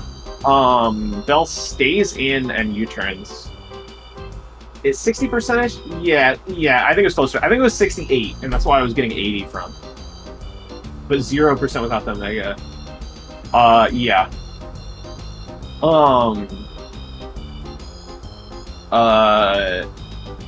Tink comes in on Magearna, and I don't really know why this happens that much, but it does happen.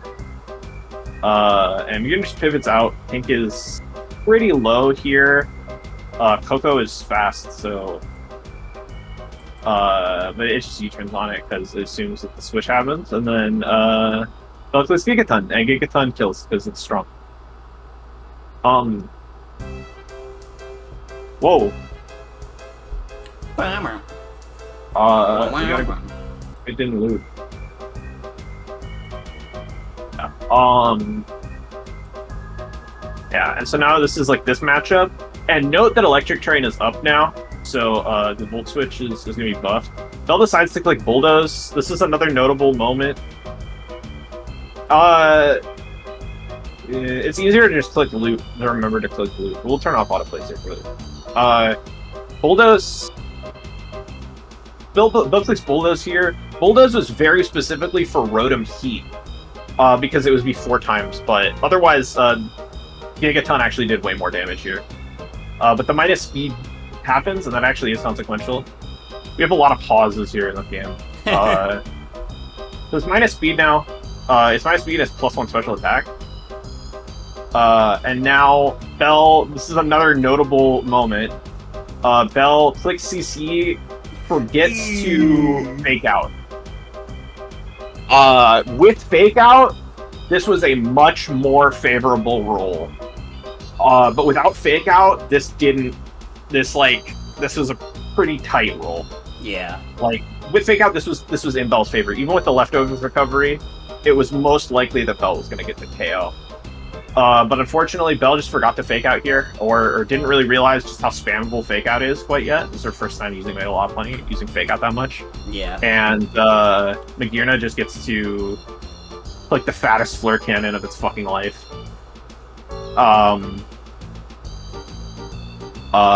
Get back up a little bit. Now, notice, -1 speed Magirna. This is defensive Magirna. It's slower than Tinglu now, so Tinglu does get the revenge kill on it. But now, you know, fun is over. Coco comes in, it's Scarf, and it just, it probably could have just cleaned from there, but, you know, either way, it was not gonna happen. Like, Hazel brings in the Yveltal Optics Oblivion when it gets done. So yeah, a lot of kind of tragic misplays from Belf that game, but, you know, probably fairly close. Yeah. Not a bad showing. Let's bring Hazel in here. Wait, Hazel's not in the voice in the stage. Uh-oh. Hazel, you need to join the stage if you want to talk about it. So, I'm telling you that now. I saw this 4. Oh yeah, let's talk about your team. Hi. Talk about your team tools. Let me set up the stuff real quick. Elf Squasher. You can look at my stream too. Yeah, that makes sense. Yeah, so this is the Elf Squasher. Yeah. I had. This was like by rosters. This was a pretty bad matchup for me. I didn't like a lot of stuff that was on Bell's team. I didn't like Moonblast spam or Shadow Ball spam. I didn't like Arceus Poison at all. And so I had to... Yeah, so I guess going from the top, I just like... Okay, so I just like put Magirna on first thing, because Magirna's fucking good, and... it's gonna take it's gonna eat Moonblasts, it's gonna, Oh, fuck. Sorry, I just needed... Yeah, it gonna kinda eat Shadow Balls. It's just gonna be bulky and there, and set up spikes and click Fleur Cannons that nothing really likes to take. And it had to be Fizdef, because, that was basically my one Mega Lopunny answer. Yeah. And then just to pair with, because again, I'm still looking at Flutter Mane, just to pair with that, I'm just like, okay, I have to have this fucking Assault Vest Muck here. Yeah. As that's the only thing that's gonna eat Shadow Balls without being Moonblast weak. Just it's Pursuit, which is kind of surprising to me. I forget that Pursuit exists all the time. Fair enough. I am a Gen 9. I am a Gen 9 random battles player. But yeah, I mean, what?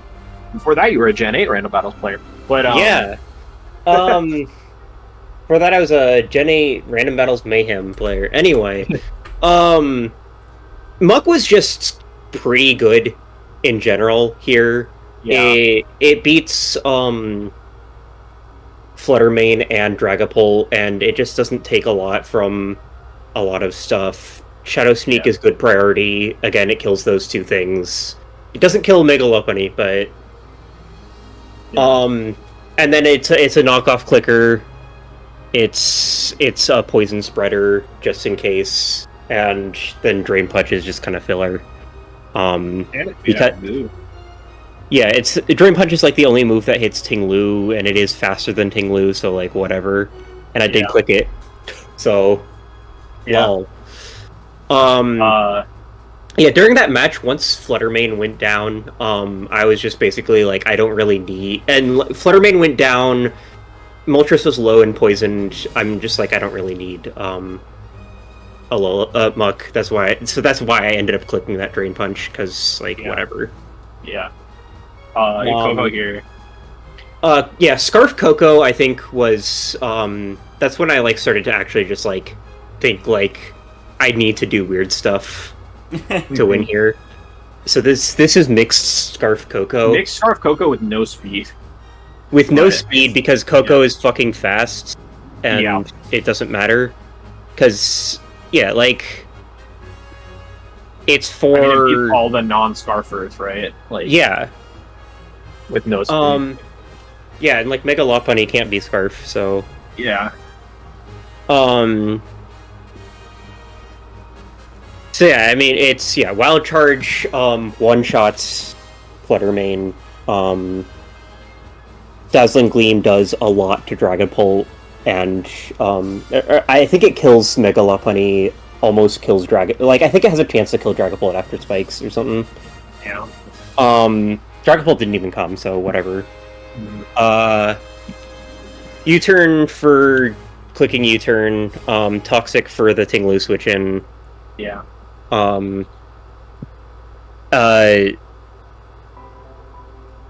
Which ended up going on to Moltres, because I got surprised by it staying in, because Blastoise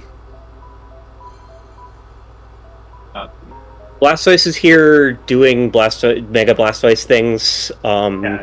It's no terrain pulse, which is sort of interesting, but what would that hit? Yeah, what would that hit? Like it would hit maybe like I don't know. It just didn't do anything that Aura Sphere and Dark Pulse didn't do. Water Pulse was called for a little bit, because like slight power drop with burn chance, but the Tinglu rolls were like way better. The Water Pulse really is just like Surf with a fucking confused chance. Yeah, I mean, that is literally what it is. Yes, with Mega Launcher. Yeah, just like Dark Pulse, just like kills. Oh, it also Water Pulse was also like, I think it was like the Flutter Mane rolls that were actually really important. Yeah. But yeah, I just didn't calc against Special Defense Arceus, I guess. Didn't expect Water Pulse to do that little. Yeah. And I also forgot that Mega Lopunny is like the cheapest thing ever and can just fake out. Yeah. But I mean, either way, I thought it was fine because I thought Arceus was dying that turn. I thought I was golden. I thought I was gonna kill like 3 things there, but I didn't. Yeah. And I had to switch out. I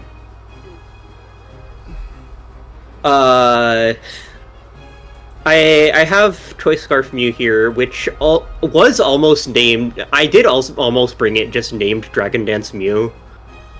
But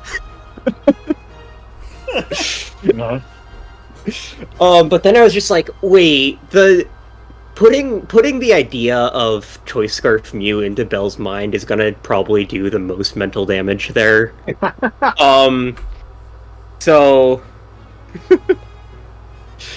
Lumberry, just nothing. It's just I don't want to be statist. I thought about putting on Leftovers, but in the end it didn't matter because the first hit it took was knockoff. So yeah. I had thoughts because I was building with Eve a bit, and she did mention because I was thinking okay, what? I don't think Mew versus Tinglu. I don't think Tinglu is gonna bring a dark move. So I'm like, oh, Tinglu can't touch Mew all that much, and she pointed out Whirlwind, but I'm like, I thought okay, actually getting the +1 close combat and then getting Whirlwinded would be the best case scenario. Because then I'm still healthy. I don't have the drops, and there are 3 things that Whirlwind can bring out that can just finish off the Tinglu. Yeah. So yeah, I thought. So yeah, Mew was good. I thought it died pretty quickly, but it did its job. Yeah. It made some big holes. Yeah, Tinkaton didn't like any of that. Fluttermane going away was just very, very, very good. That was basically the end of the game right there, yeah. Yeah. Yeah, I mean, you say she threw away Fluttermane. I guess it could have been like a Moltres switch in, but then Moltres is gone. Then what? You bring in Ting Lu, and I guess try clicking Earthquake. I guess. I mean, but then Ting Lu's damage. I mean, Moltres is what came in and lived and killed him. No, but it would have had to have been a hard switch. Yeah. I guess on the second close combat though. Oh yeah. Whatever. It doesn't matter. Doesn't matter. Point is, yeah. What happened. Yeah. It was huge that it killed the Flutterman. Is the point? Yeah. Yeah. Yveltal was just kind of there. I didn't know what to do with that 6th slot much.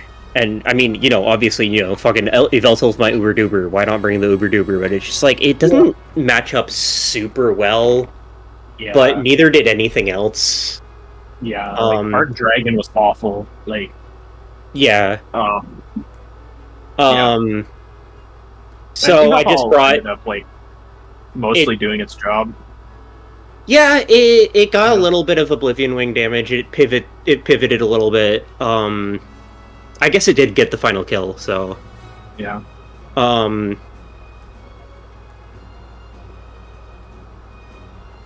But yeah, I just brought, a support pivot, Yveltal, physical defense. Yeah. Oh god. 16 speed was to, outspeed 4-speed Jirachi. Yeah. 76 special attack was... I forget whether... Oh god, I should have written down notes. I thought I could remember. I couldn't. I forget whether it was 76 special attack or 164 defense that was more important. Yeah. Because I wanted a little bit of, muscle behind my Oblivion Wings. Because it's a good move. It's a good move to click all the time. And, Neutral Nature was just an accident here, right? You just fucked up. Oh shit! What the hell? I swear I put bold on that. Well, actually, yeah, I don't remember thinking about it. I just forgot about nature. That shows how much this was just a filler team slot in my brain. That's so funny. I mean, I guess neutral nature isn't awful here. U-turn does a little bit more. Not a huge deal. So first neutral nature brought Lilly. And it was technically an accident, but it was a happy little accident. When's Funyonion? We'll do that next. That's fine. But yeah. I don't know. Final thoughts? Final thoughts. I am happy I won because I was really scared of this matchup. Yeah.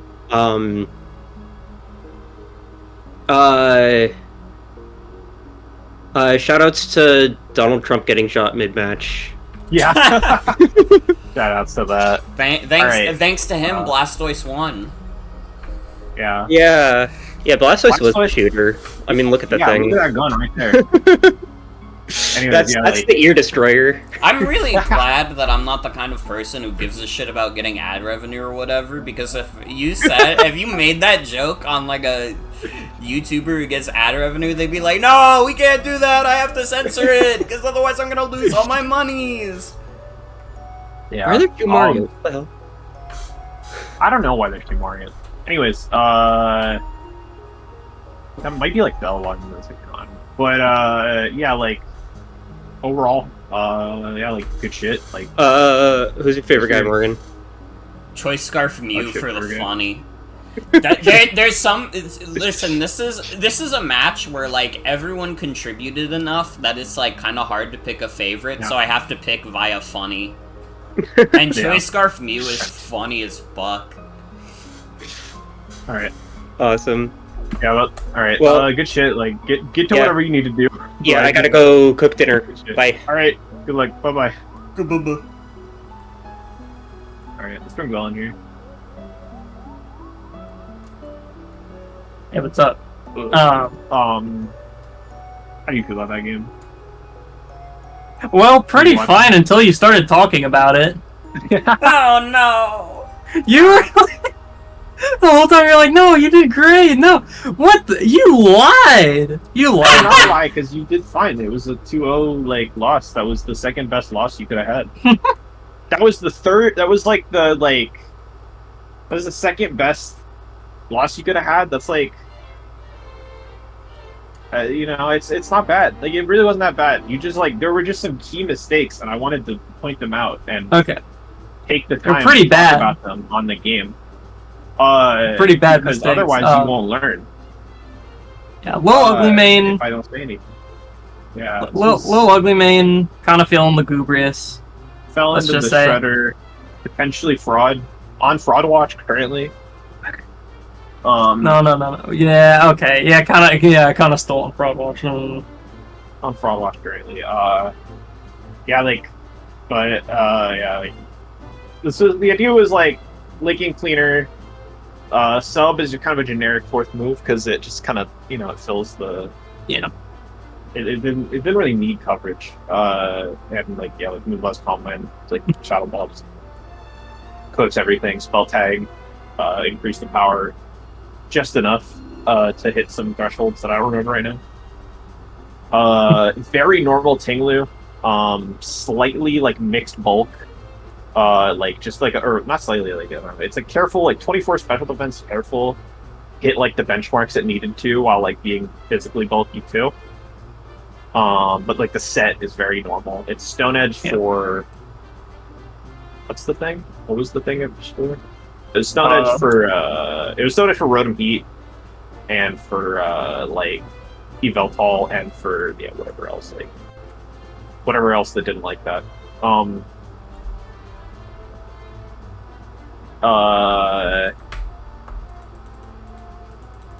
Arc Poison. I can't remember all the specifics of the spread. Arc Poison did its job just fine.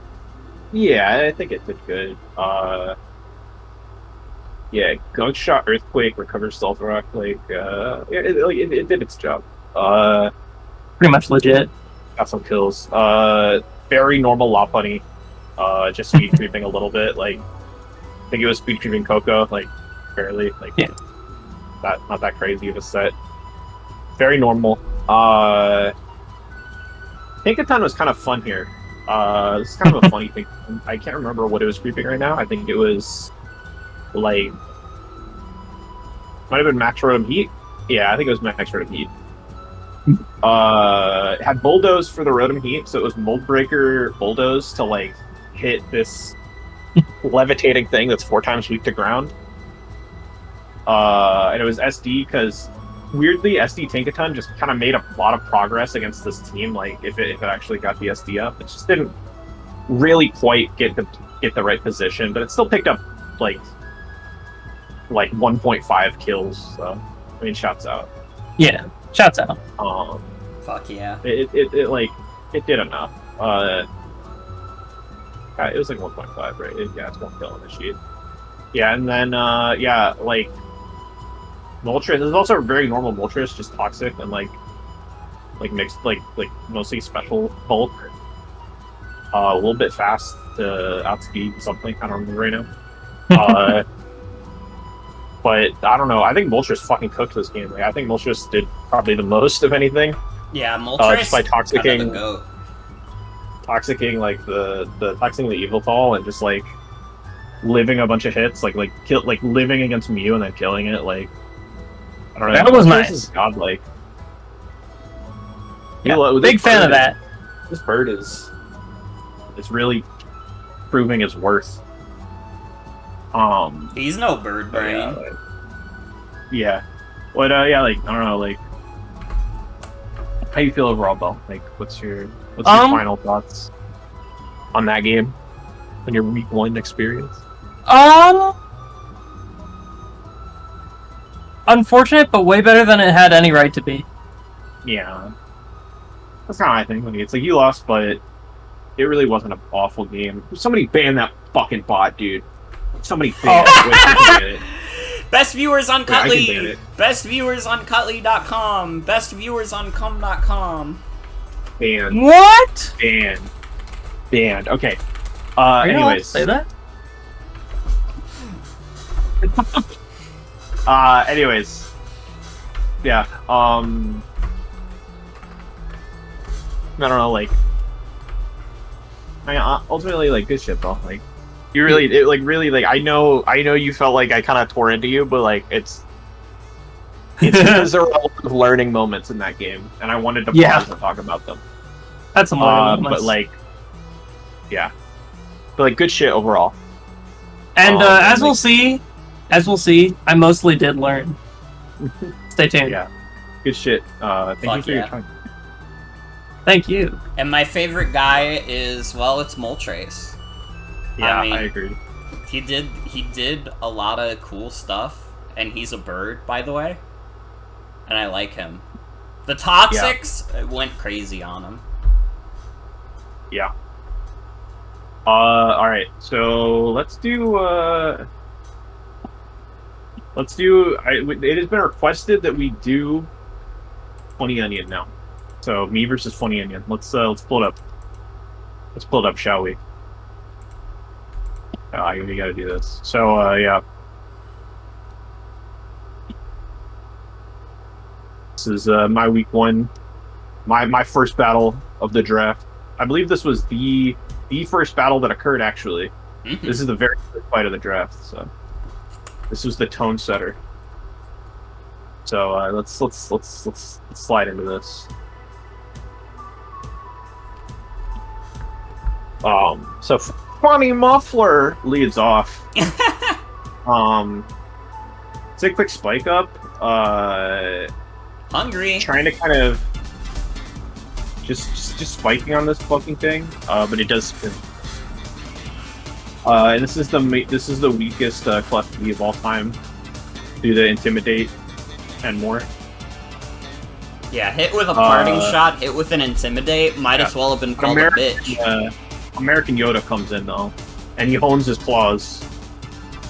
And that Bolt Strike does a lot of damage to Fortress. And then it does a lot of damage to Fortress again.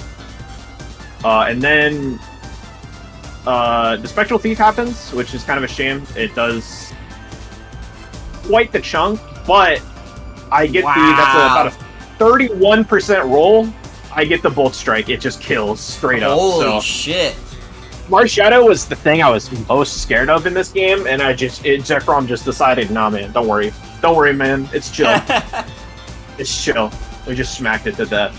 Yeah, I mean, the rest of Funyonion's team just hates to be around this Zekrom. Yeah. I thought Klefki here. I really wanted this. I had this flash cannon. I had flash cannon on this, and it was. This is a little loud. I need to turn this down, actually. I had flash cannon on this, and it was an Oko on Mega Dancy, and I was like so determined to get that fucking kill, and I just like wasn't even thinking about the consequences. So I just brought Klefki in on this spike, and like just took an Earth Power to the face. So I kind of threw Klefki away. That was a foolish maneuver, but the Costco guy, female, comes in, and Glizzy's all over Mega Dancy. The Costco Glizzy, the classic Costco Glizzy, of course. And then I'm new here comes. He's new here. I've never seen this guy before in my life. Yeah, he's a new guy. He sculpts. Ooh, the Scald Burn. So that's trying to like do Iron Press, but the power is halved on the Iron Press. Colonel Mustard comes in. And let's just say he was in the grassy terrain with the Mega Squawkabilly, and he roared it with him. Yeah. Bull comes back in. But yeah, like Doggabilly, like really with the sub CM, like kind of scary. I have to bring Art Ground back in. Just decides to CM again, so I get a free roar. And I recover on the core. Yeah, Ice Beam. The roar on Colonel Mustard is kind of going crazy this match. Yeah. Like, Ice Beam is able to, even at fucking, like, plus whatever million defense, like, the burn is too much, and Ice Beam is able to chip it down, and then it is also able to chip down Squawkabilly, even though it's running Endeavor here. Holy shit. Parting Shot's out. I think I just roar this back out. No, I just decided to click Judgment. Scald is doing a fair bit, but not a brutal amount. Yeah.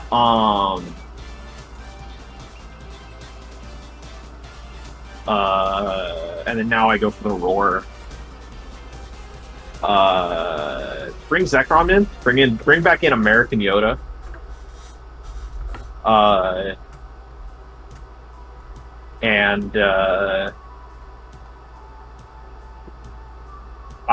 decided to get the late game rocks up, and that's because Squawkabilly's here. I want it to like basically die to the rocks, and I want to I assume I'm going to be doing quite a bit of roaring around right now because of Suicune. Yeah. I don't really want to be in the last Mon sub protect Calm Mind Suicune situation because that's terrifying. But I'm like hoping that it can kind of take Rock's chip as I roar it around. Like if I get like 2 roars, right. Squawkabilly's just barely out of like Rock's range. Yeah. So it protects on the Bolt Strike. Yeah, and then Squawkabilly does come in and dies to the Bolt Strike. And now you are in the situation.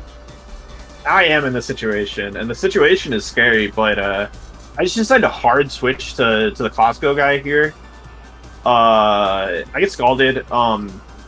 Not punished, though. And, yeah, like, thankfully, like, if this Scald was a sub, it could have made this endgame. I would have won, almost certainly, but it would have been extremely annoying. I probably would have had to PP stall. Like, we would have been in a PP war, basically. It wouldn't have been that great. It would have been annoying. But, thankfully, it's just a Scald. I don't have to worry about this battle being 40 turns longer. And the Grassy Glide is able to just do fucking 86%. And like Suicune can no longer sub, doesn't even bother trying to protect because it's not gonna do anything. And yeah, the Glizzy seals it. Glizzy.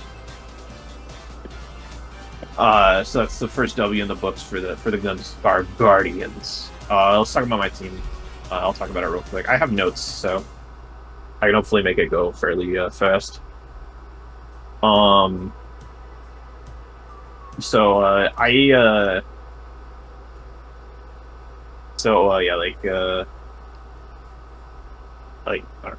Basically, like, my whole idea was this roster has a big Zekrom weakness. Zekrom hits like everything really hard. But I'm scared of Marshadow. I don't want to be speed boosting in front of Marshadow without being careful about it. Because Marshadow Spectral Thief, and I was really worried about specifically Scarf Marshadow, because if Scarf Marshadow came in and Spectral Thief, then it would just click Spectral Thief for the rest of the game and poke giant fucking holes in my team. Like, I would basically lose. Like, on the spot. So, I didn't want that to happen.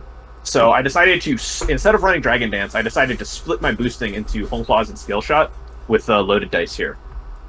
So I could basically safely speed boost once Marshadow was dead, and otherwise just be attack and also accuracy boosting, which helps because Scale Shot is like 90 accuracy, Bolt Strike is 85 accuracy, so both of those are going up to over 100 once you Claws. And then I had Stealth Rock on here just because I didn't really need a fourth move, and Terravolt is a clone of Mold Breaker, so it would just go through Mega Dance's Magic Bounce. So I just thought that was fun. Yeah. 2 airplanes did not come out. Did not get sent out in the match. So, like, not not that big of a deal. It was Scarf. It was basically just like kill Marshadow, kill whatever is a problem. You know, not that complicated. Funny Muffler. Yeah, this is a pretty normal Klefki.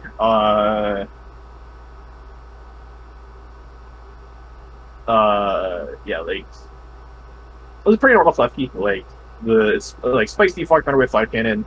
I knew it was gonna be my lead like basically immediately because I was just like, look, I'm gonna spike once, and then if Mega Dancy comes in, if I bait in the Mega Dancy, then I can click Flash Cannon on it and then just kill it. And that's not what happened. But and that's why I was so antsy to do it mid game. I was just like, oh, I gotta get the Klefki in because I want to do my funny move. But Prankster Thunderwave was also a big deal to just shut down some of those really annoying threats. And it was also my defogger because Prankster defog is a little unreliable because it gets blocked by dark types, but there were no dark types on this roster, so I figured I could get away with it. Well, I knew I could get away. Yeah. Mola, this is a really normal Mola. It had to be Wish Protect in order to wall like +1 Marshadow. There was some +1 Marshadow situation that it needed to be winning in. It needed to be able to pivot on Marshadow so that it could so that Zacian could get a safe switch and click Play Rough. Yeah. In the case that Marshadow was +1 attack from Home Claws, and I needed to deal with it, so it was the whole thing. And then Rillaboom. This is a very normal choice, man. Rillaboom. Aggressive on YouTube Super knockoff. I didn't run any speed because being faster at most of the things, it just didn't matter. It didn't care about outspeeding a lot of the stuff. The speed gap on Funyonion's roster is a little a little weird. The speed tiers are kind of weird. It was it goes from fucking Reggie-Alecki. It goes all the way. It goes from 80 to 67 here, and so there just wasn't that much stuff to really that was actually speed investing that Rillaboom cared about. That it wasn't just going to click priority on. And then, Arceus Ground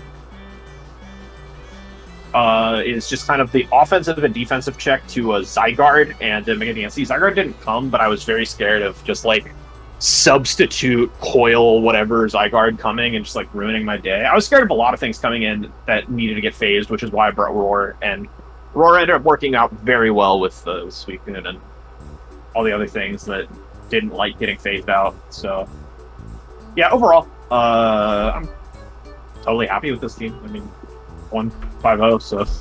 Yeah, I mean... I would hope I'm happy with it. It did really good. I mean, my favorite was Colonel Mustard, by far, because I really think, I do think the Roar is the most genius thing you came up with this match. Yeah. It really...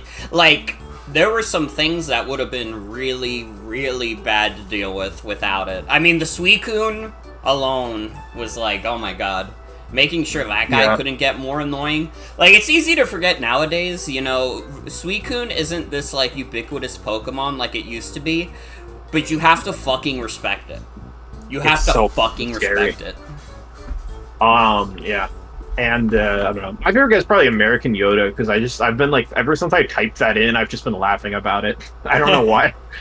Just this picture of Zekrom with American Yoda as the name is just so funny to me for whatever reason. But yeah, now, let's pull Funny Onion. What does Funny Onion have to say? If you want to speak, it's up to you. It's your choice, but yeah, just hello? Hi. What's going on? It's me, Funny Onion. Hi. Sorry, I'm digging a hole to put the clothesline in. When you're digging a hole for a clothesline, you want to get enough dirt to bury sort of a medium to small sized dog. Just sort of imagine you're digging a grave for a medium to small sized dog, and that's going to be enough to set up a clothesline. Storm hit us last night. So I knocked down an electric pole, knocked down the clothesline. So I spent all day. Right. I live on a farm in West Virginia, so it's a little been busy today. What's up? Well, what are you doing? I was gonna ask you about your team if you wanted to talk about it. It seems like you might be busy. No, I mean, if I'm willing to call, it means I'm not busy enough to warrant leaving. Okay. So Squawkabilly's sort of the heartthrob of the group. He grew up in Ireland, and he really had a rough time there. But he learned from it, rather than it hardening his heart, it sort of made him a lot nicer. So he sort of traveled the world and met all these different Squawkabillys. And they really respect him. You know, they have their differences, but at the end of the day, it's all about trying their best because he's like their mentor figure. And then Suicune I brought also. He's sort of like the intellectual of the group. He's always sort of like the making all their plans. And then who else did I bring? Diane. Dancy. Dancy's very beautiful. She's a good singer, but she doesn't really have much confidence in herself. But that's what Squawkabilly. That's how they met. Actually, he was like, "You should pursue your dreams." So she's actually a really up and coming indie artist now. That she met Squawkabilly, and that's actually really great for her. That's wonderful. That's a beautiful story. And she has ground power. She's a rock type character, so that's actually really strong. Who else did I bring? What else? Fortress, dude. Fortress, he's sort of like a funny guy. You know, you never really ask how he is, but he doesn't seem like a Squawkabilly. It says he's just hungry. Yeah, you know, I mean, that's sort of what he wants to be. Everyone else really chooses to be Squawkabilly out of, like, respect for Squawkabilly. And when it came around to, like, hey, what's your code name on the team, Fortress? They were all like, why don't you pick a Squawkabilly one? And Squawkabilly was like, guys, don't worry, it's okay. He can be whatever he wants to be. I love him, and that's, you know, and he wants to be hungry. He's sort of like the goofball. You know, he's always keeping everybody's spirits up. You know, and that's sort of one thing Squawkabilly noticed about him is that he had feelings too. So they keep in touch. They have a very good relationship, those two. Yeah. And you know, there's a lot of guys on this team you'd think, oh, they're stronger than Squawkabilly. You know, why do they hang out with that guy? And I'll tell you why. It's because they may be stronger than Squawkabilly physically, magically, especially or whatever. You know, they got talents, but Squawkabilly's emotionally. Yeah, Squawkabilly's got the emotional intelligence. He's emotionally mature. The kindness. He's got the youth outreach. He's got he's pretty good at cooking. That's another thing, Squawkabilly. He always makes meals on the road. He grew up in Ireland. You know, sort of a nomadic lifestyle. Who else did I bring? Marshadow. Marshadow's sort of a bad boy.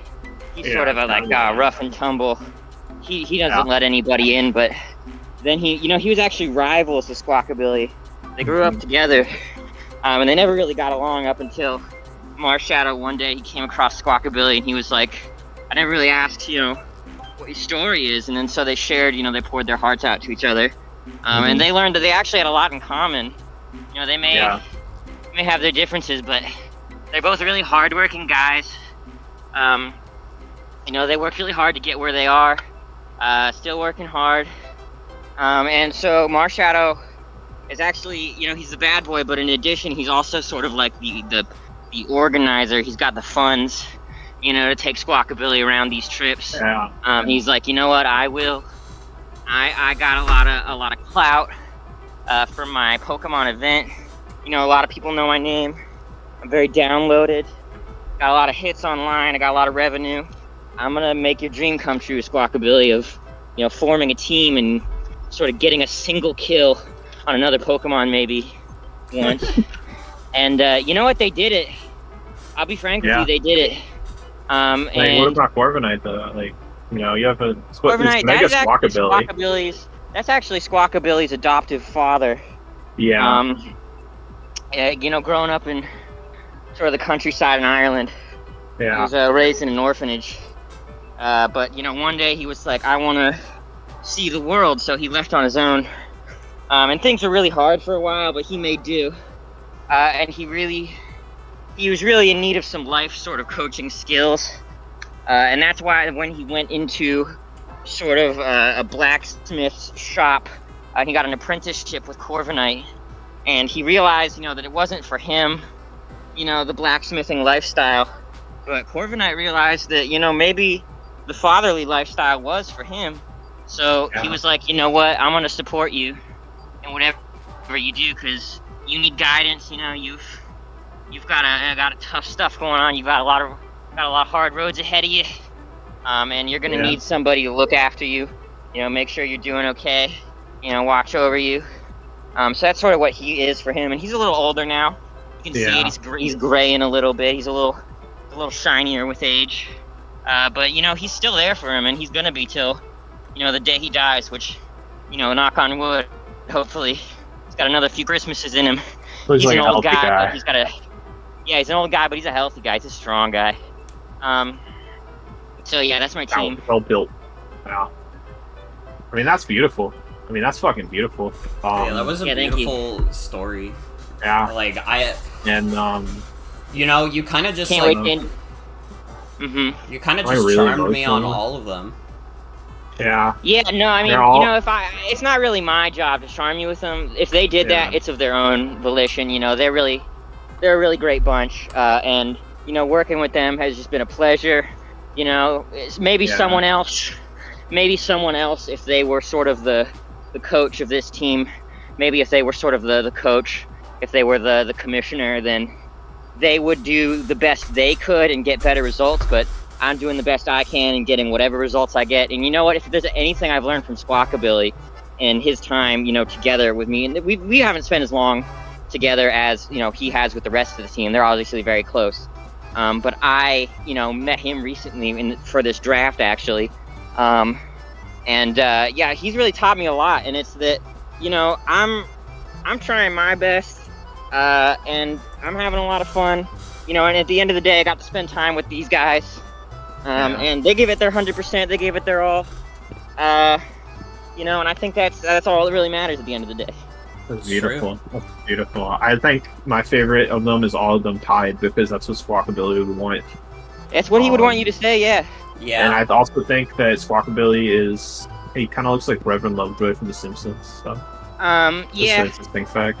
People say that a lot about him. He hasn't watched The Simpsons, but he doesn't really have access to a TV. But he's seen clips. He's seen clips. Yeah, you know, and I think that's kind of beautiful, because Reverend Lovejoy is a leader in his community and tries to show kindness and tries to show the way to the people. Just like I agree. I think it's beautiful. I think 100%. And you know, and thank you so much for your time. It's fitting that I would finish piling this dirt up against the clothesline right at the end of this sort of closing statement as well. Yeah. I think that really puts a nice bonnet on the whole thing. So thank you for having me. Yeah. I'll see you guys next week. Yeah. See you then. Yeah. And, you know, this is this is enlightening. This is beautiful. So thank you for your time. Yeah. You know, thank you. All right. I'll see you guys later.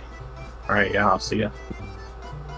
I really love the whole squad. I gotta be honest. Usually it's easy for me to pick a favorite. No, their stories are so meaningful. They're beautiful, yeah. And, like, it's just beautiful. I just can't even, But we got to move on. You know, we can't. Squawkabilly wouldn't want us to stay in one place. He lives a nomadic lifestyle. He moves around. He explores the world. You're right. We need to move along in this draft sheet. Oh my god! How many more matches do we have, by the way? We have. I think we have 3 left. Damn. We're not that. It's not that long. This hasn't been that long. This has been like. It's been like 2 hours. 2.5. 2 hours and like. Yeah, look, I mean, to be fair, you were streaming for like half an hour before. Not even half an hour.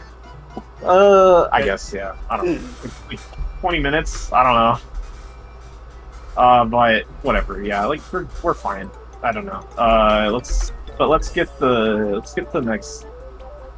We got let's do who's balls here. We got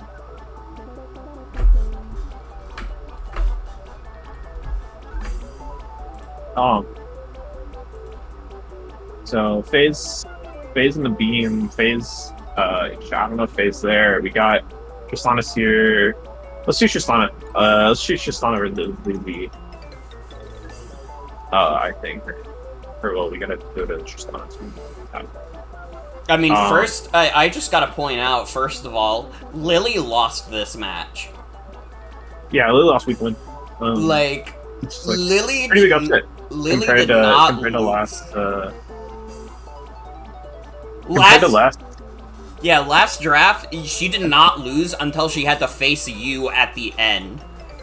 Yeah. Lilly had, like, the most insane win streak. Yeah. Yeah. I mean, Lilly was number 3 last draft league, but that was in playoffs. Lilly was number 1 at the standings at the end of main season. Yeah. Lilly had the best record main season. And now she's already lost. And I won't spoil, but it's a pretty, it's pretty intense loss too. This is a pretty big loss. But I know Lilly is also kind of prepping the last minute. She's had a stressful time, so I'm not trying to dig in her, make her feel bad. I also did prep Tristana for this, as per our agreement. I've agreed to be the prepper for Tristana for every week. The Zekrom agreement, the Zekrom treaty. So let's just on this theme song. Oh, is this? Oh, it's like a little quiet. No, it's fine. Oh no, it's getting louder. Let's do like that. This should be fine. Okay. Tristana versus Lilly. Yeah.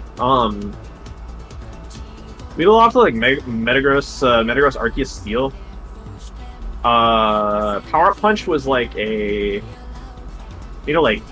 actually, I'm fucking with the volume on this a lot. I just yeah. Power Punch on Arceus Steel was kind of a funny little coverage option. It basically hit the same threshold as all the other fighting moves, but obviously it has a fun bonus. Yeah. So we just kind of start with that. Second Power Punch. It actually does fucking nothing to Mandibuzz. Yeah, Mandibuzz is really beefy for no reason. Yeah, and the Whirlwind. So Nihilego tries to come in the Whirlwind, just immediately gets Whirlwinded out. Mandibuzz's U-turns it out. Yeah, but yeah. Nidoqueen comes in kind of a questionable way and just gets Psychic Fanged by the Metagross, which maybe Lilly wasn't expecting Psychic Fangs to be brought, but yeah. It happens. So Mandibuzz comes in. Val comes in to click Moonblast. It does click Moonblast, Volk switch in, but huge special attack drop. Damn. Yeah, Nihilego comes in. This is telepathy Tapu Lele. Keep note of that. So this is telepathy because kind of wanted to be able to spread status with the other guys. Yeah.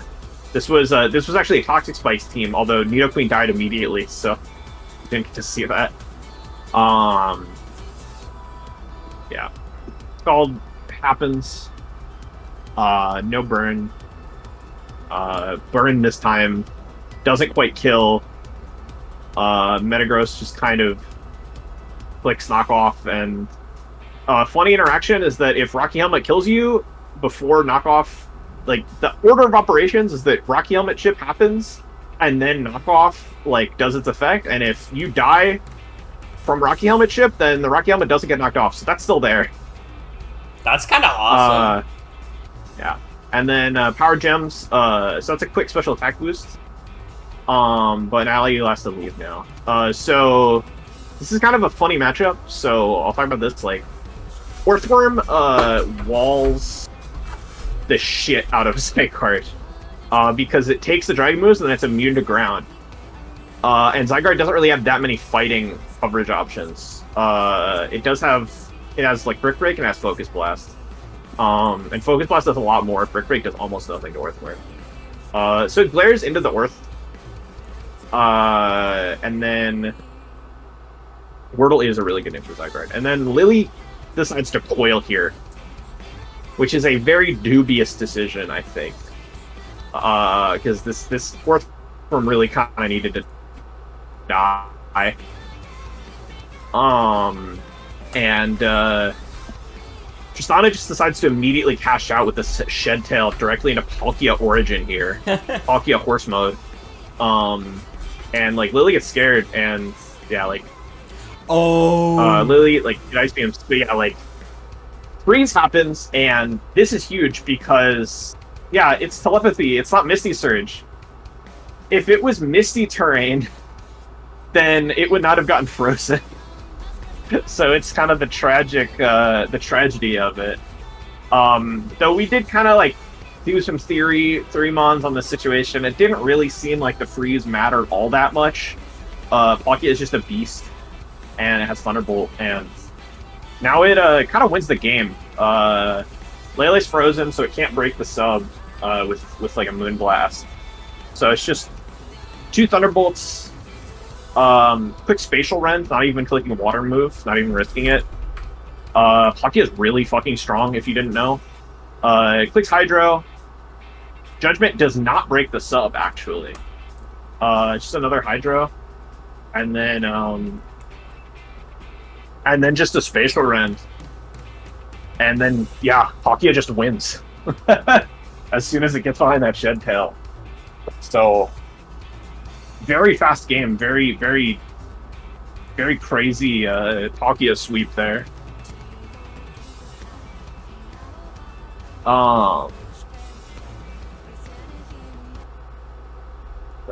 Yeah, like I guess we can bring in Tristana. We can talk about that team. Yeah. Yeah. It was. I mean, it was the match. The match results. There's not that much to talk about because only a couple of guys even like. Well, I guess everybody except Thunderous came out. But all right, talk about it in 1 minute. I have to use the bathroom. All right, bathroom head. Yeah, I have to pee really bad. If you talk about this entire match in 1 minute, you win a prize. Oh. Okay. What's up? I don't think we're gonna win the prize though. We're not gonna win the prize. Yeah. So. Yeah, we kind of worked on this together. You like I kind of gave ideas, and then you built like the most of the skeleton, and then I kind of did a finishing touch on it. Yeah, I was planning on doing the little speed creep defensive stuff myself, but I kind of had a bad mental day and just had to log off of everything.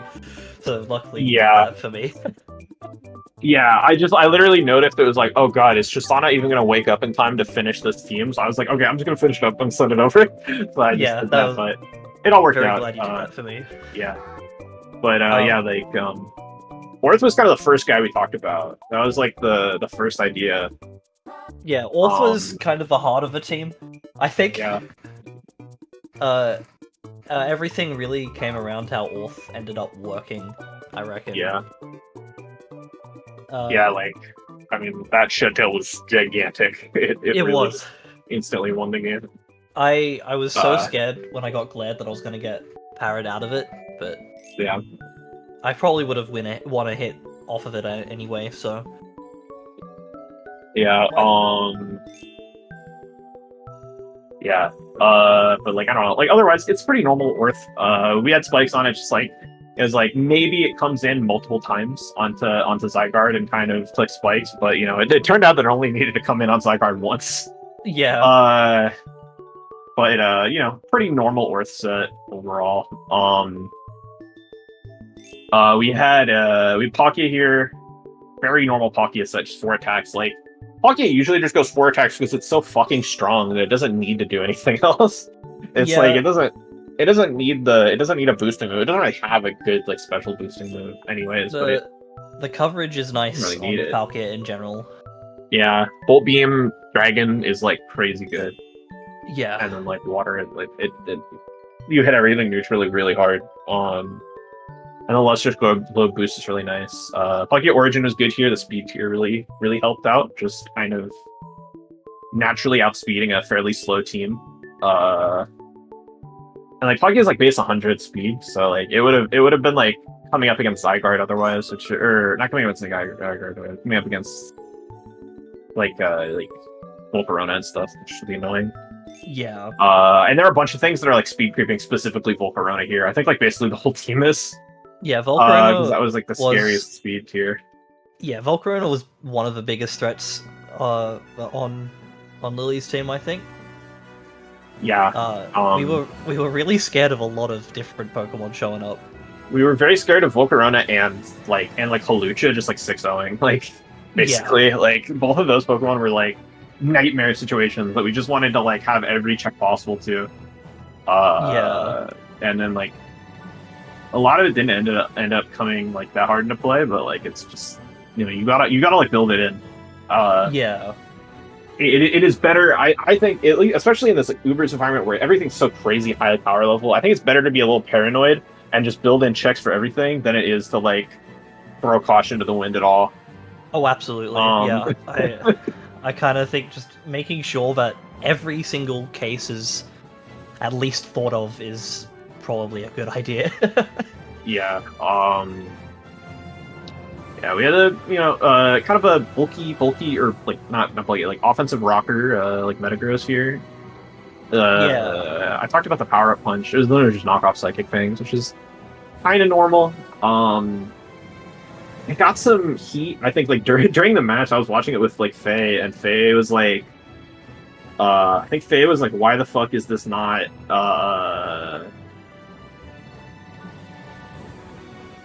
I don't know. There's something that Faye was like, "Why the fuck is this not this move?"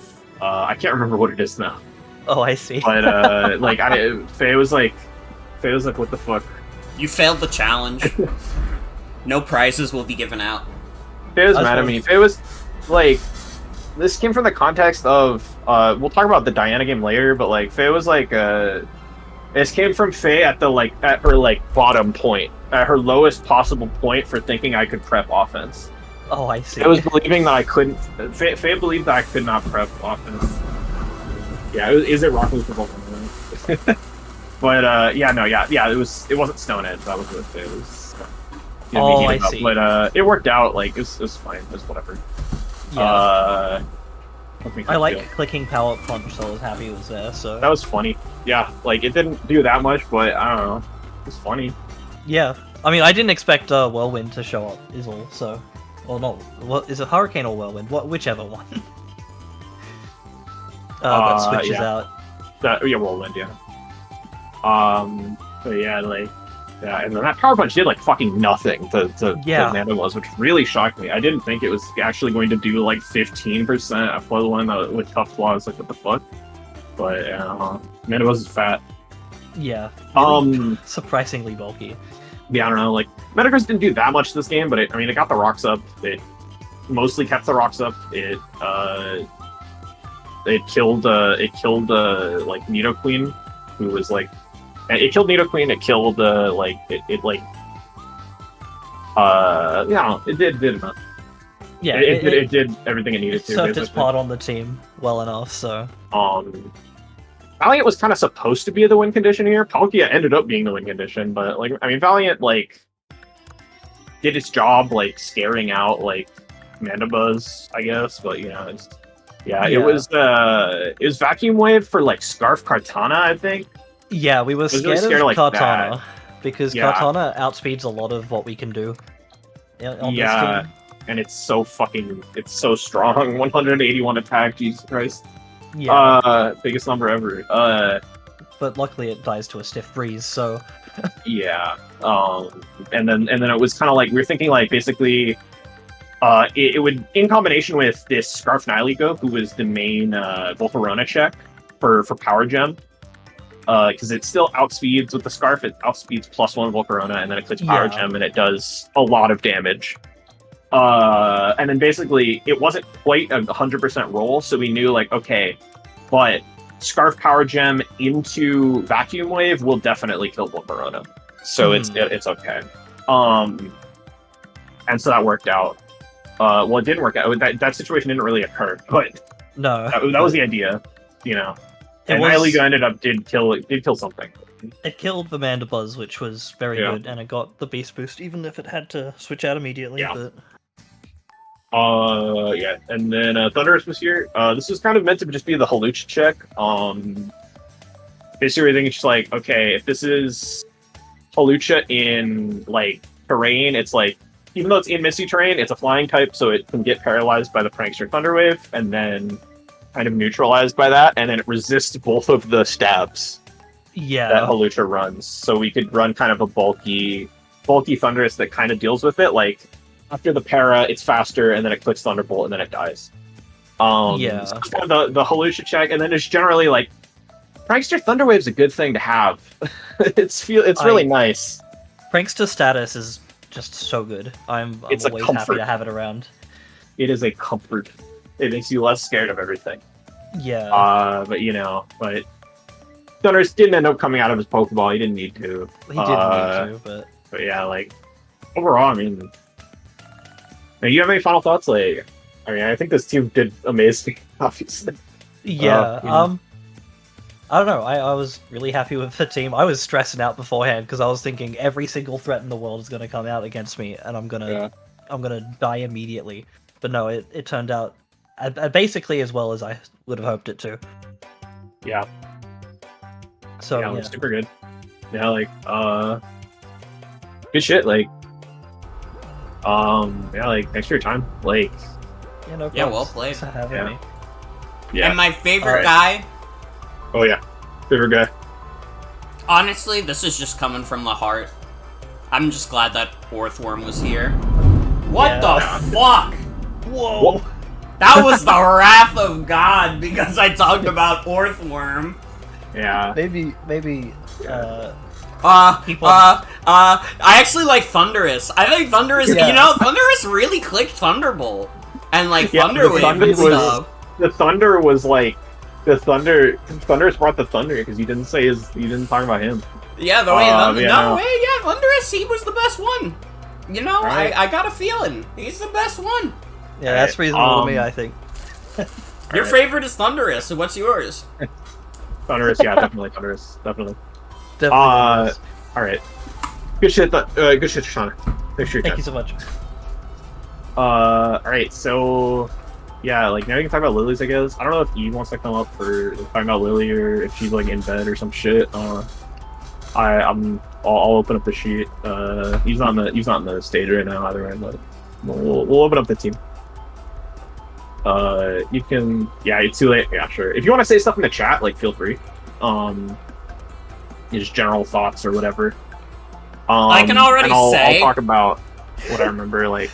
I can already say off the top of my head, it's really fucking funny that Lilly did like the fake Pokemon names twice.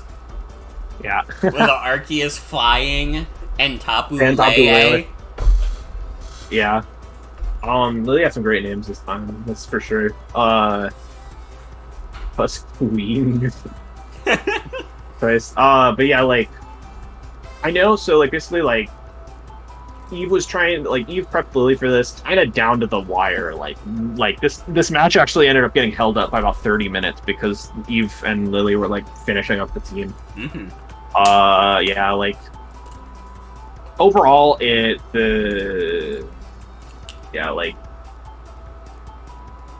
just know like Eve basically said weren't really expecting like a pure offense structure, and I think it's because I'm the prepper.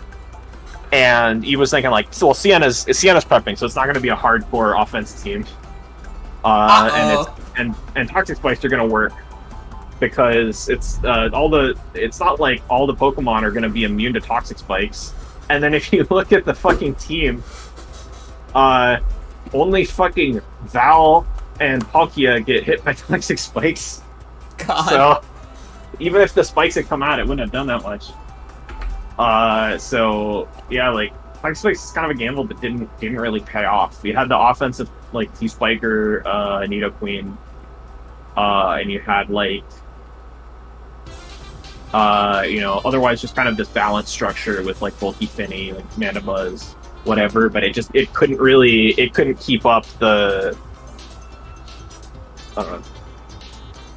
It couldn't keep up with the. Oh yeah, no, Funyonion, like that's awesome. Like I'm glad I'm glad you're learning stuff. I'm glad you're enjoying it.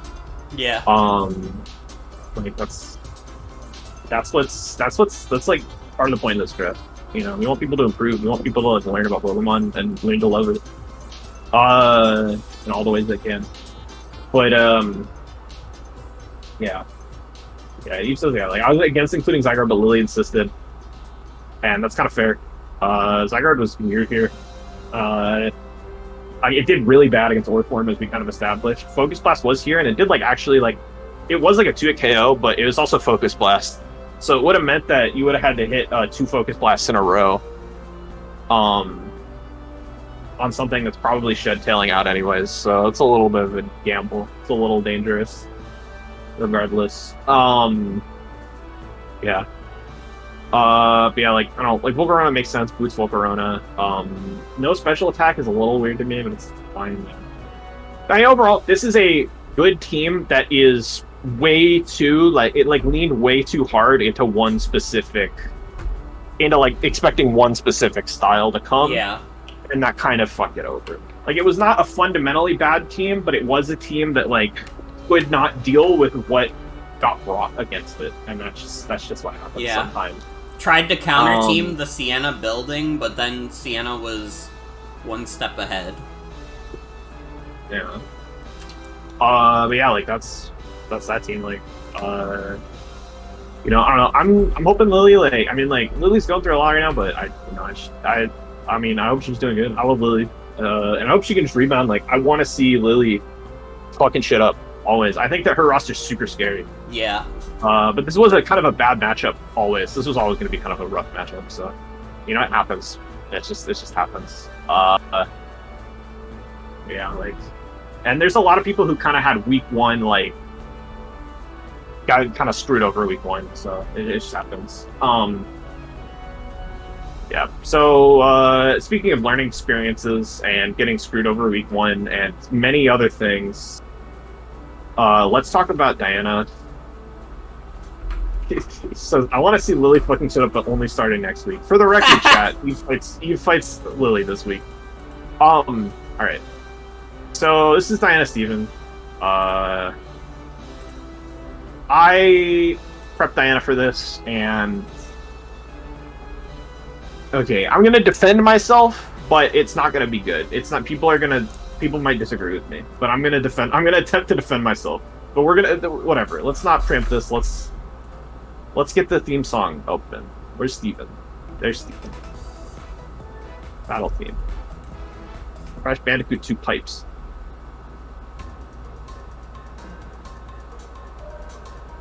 So yeah.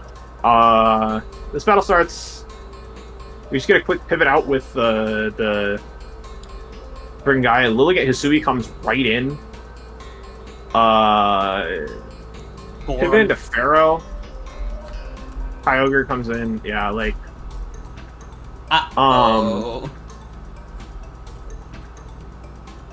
Yeah, I don't remember which turn was the muscle spasm for Diana. Unfortunately, I think it was this Pharaoh switch. If I'm not mistaken, I think Diana just had a. Yeah, Diana has a pretty bad muscle condition that she has spasms often, so it unfortunately does happen to her sometimes. She had a couple of those last week too. Yeah.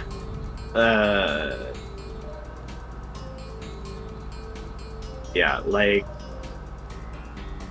it was one of these switch-ins. It was like the Tiger switch, but yeah. So I want to like go back to this turn. Basically, like, so this just needed to be a Kyogre stay in and then click Ice Beam. Yeah. From this position, Kyogre from this position, Leaf Blade didn't kill, or it was like a roll. But even if it did kill, then Scarf Starmie would come in and Psychic and kill the Lilligant. So, like it was like a pretty guaranteed. Like it was risking Kyogre, which sucks, but it wasn't an immediate game loss if that was the line of play. And because Scarf Starmie was the main check to Lilligant here.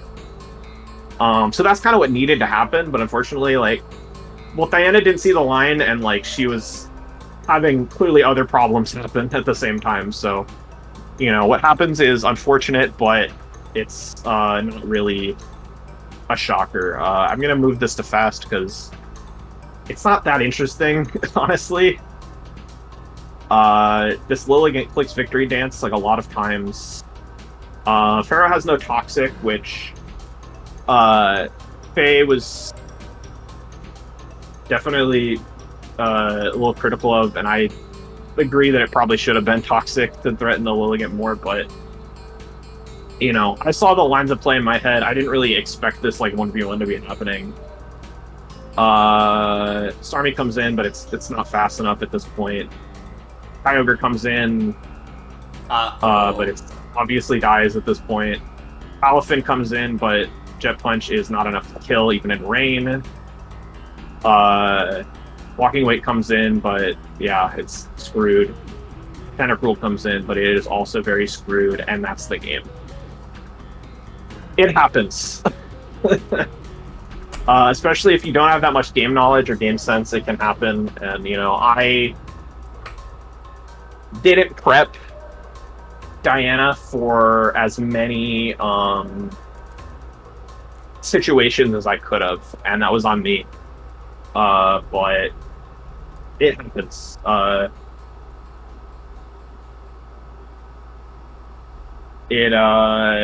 There were lines that like won that game, or at least kept it from going that way, but it went that way, and it is what it is.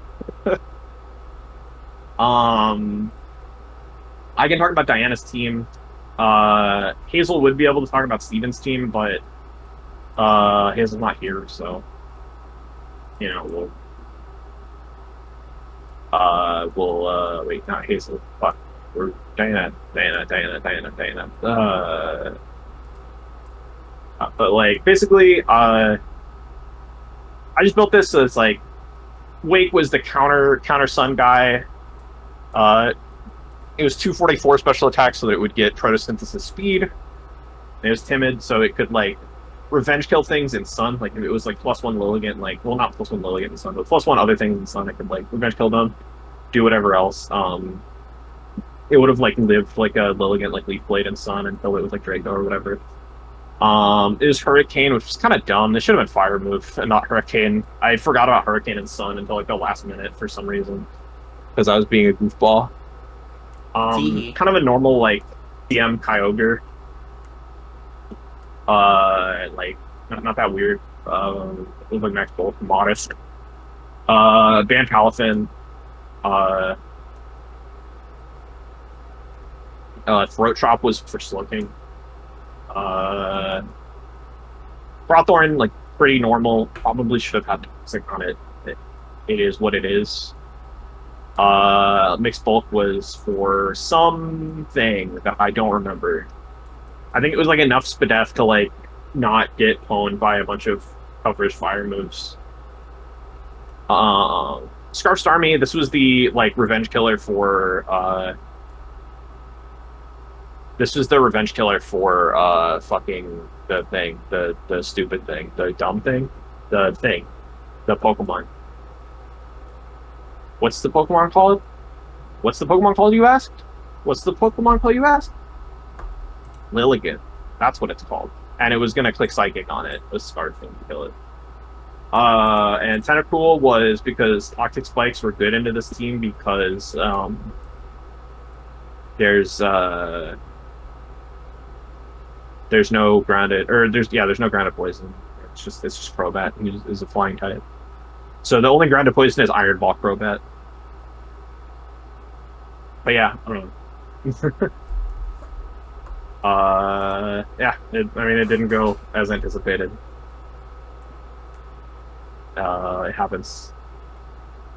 But Faye did after this tell me that I should stop prepping offense, and then I think the next day Faye told me after this I should stop prepping offense, and the next day the Tristana game happened. So all I'm gonna say is, I'm actually good, so don't be mean to me.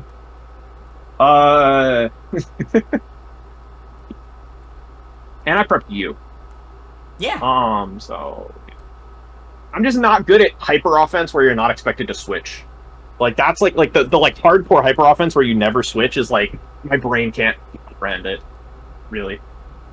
I'm not good at that specific stuff. We can take a look at Steven's team now. I wasn't involved in this at all. Hazel talked to me about it a little bit, so I know some of the stuff. Like, he said that Steven was kind of in charge of these like items, and the Iapapa berry and Agua berry are pretty random. Specs Whimsicott, it was like trick specs for like switcheroo spec for like Pharaoh, which is pretty cool because it kind of lures Pharaoh because Pharaoh wants to like gyro ball it or whatever, right? Or come in on like try to come in on the leech seed or whatever the fuck, it's good into Pharaoh at the minute, yeah. Boots Reshiram makes sense. This set is fucking weird. I don't know why it's Body Slam Ancient Power after Blue Fair Draco. And like earlier today, Hazel was telling me that like Steven like was insisting that this set with Body Slam and Ancient Power and max attack, even though it's a special attacker, comes from Smogon. Like that he just got it from Smogon. And he's trying to insist that. And we looked on the entirety of Smogon, we couldn't find this Reshiram set anywhere. So we don't know what the fuck he's talking about. I don't know what the fuck. We don't know what the fuck this is. What the fuck is with this? This might be the worst Reshiram. This might be the worst, like... This might be... That's actually, honestly, this might be worse than Hulk Toilet. I'm gonna be real. If Lilligant didn't show up in this game, I don't know. It could have been there could have been some secrets revealed. Utility Umbrella Slow King is pretty funny. It can still like have full power water moves in the sun, but like also like wall that came from the WAFFLOES Dimension Smogon. Damn. That's crazy. That's fucked up. What do you mean it doesn't look that bad, Eve? It is max attack Jolly, and it has Blue Fair and Draco Meteor. It's not 252 special attack. It is 252 attack.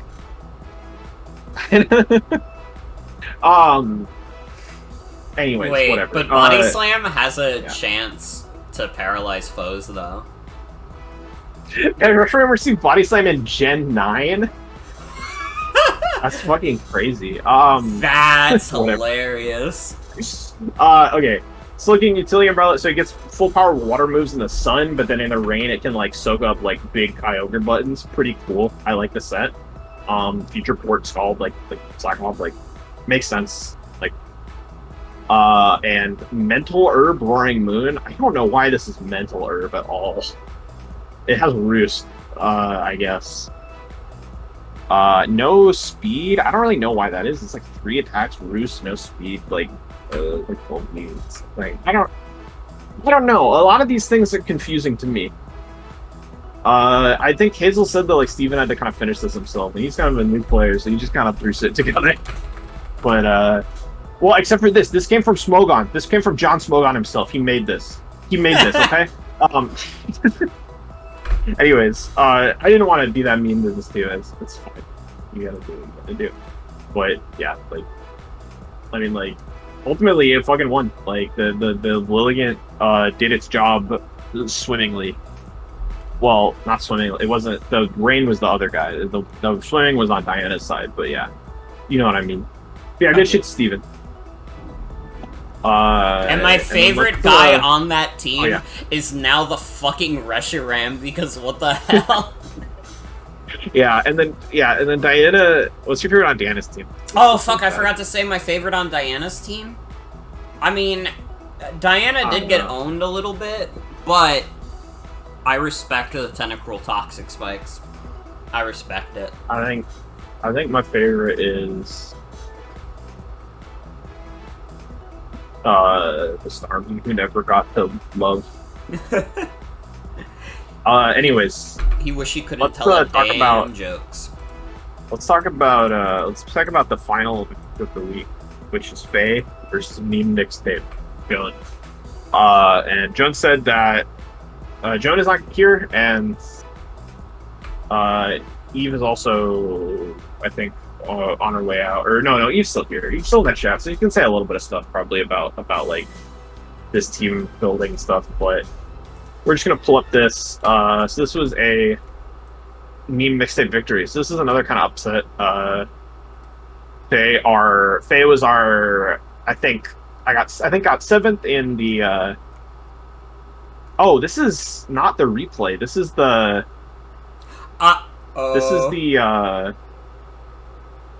This is the fucking like game. Yeah. Open replay and new tab. Okay. There we go. Somebody fix that for me on the sheet. But anyways, that's so yeah. Yeah, Faye was our 7th thing, but like got 7th in the last MFL, but since then has won 2 draft leagues. So she's been like really like going crazy, but this time like Joan was able to pull this one out. So let's see how she did it. I'm gonna be saying Joan instead of mememixtape. I don't like saying mememixtape. Apologies about the username. I apologize if it's disrespectful. I don't like saying it. It's not phonetically pleasing to me. So let's pull this up. Let's pull this out. Yeah, so we have the Glasgow versus fucking versus fucking guy lead, Greninja lead. Like, honestly, that was a super risky stay in. Like, staying in on that Greninja. Like, if this was Ice Beam, that was just a dead Glasgow. If this was Protean Ice Beam, that was a dead Glasgow. But it was able to stay in and click rocks. It lived to die another day. Now, yeah, this turn, Faye decides to leave with the Greninja. Now, that's notable because Faye was Battle Bond here, and I believe got the kill here with Sludge Wave. This was Sludge Wave Greninja.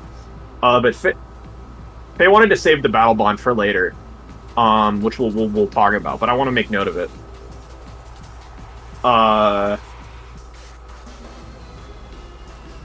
Yeah, Skarm comes in on the Bulu, eats the high horsepower.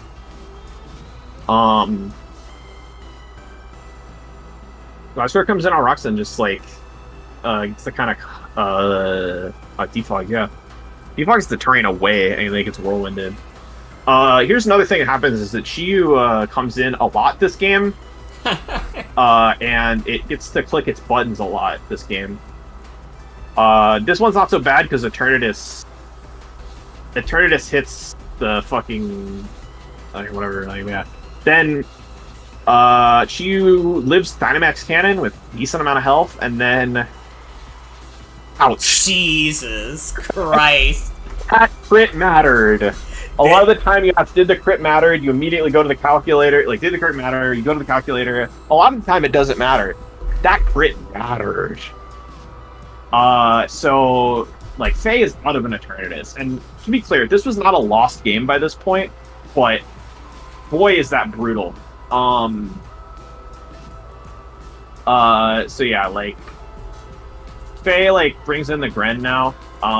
Just, like, quick surf, like, trying to pick up the revenge kill. Doesn't kill, but, man, that does a lot to Gengar. What, the killer? Why is the killer on screen?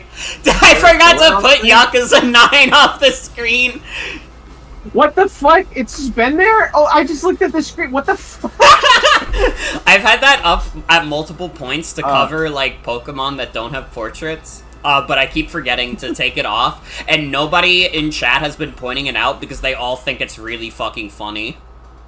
Fucking awesome. Anyways, yeah, Gengar takes a lot from Surf here, and then Curse Body disables Surf, and Greninja U-turns out in shame.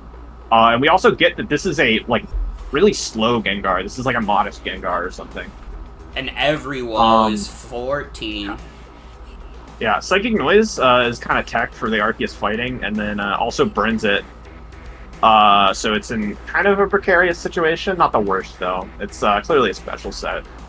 Zacian Crown comes in with his funny sword and misses Flare Ruff. CC is not even a 2-hit KO here, and Sunsteel does a lot.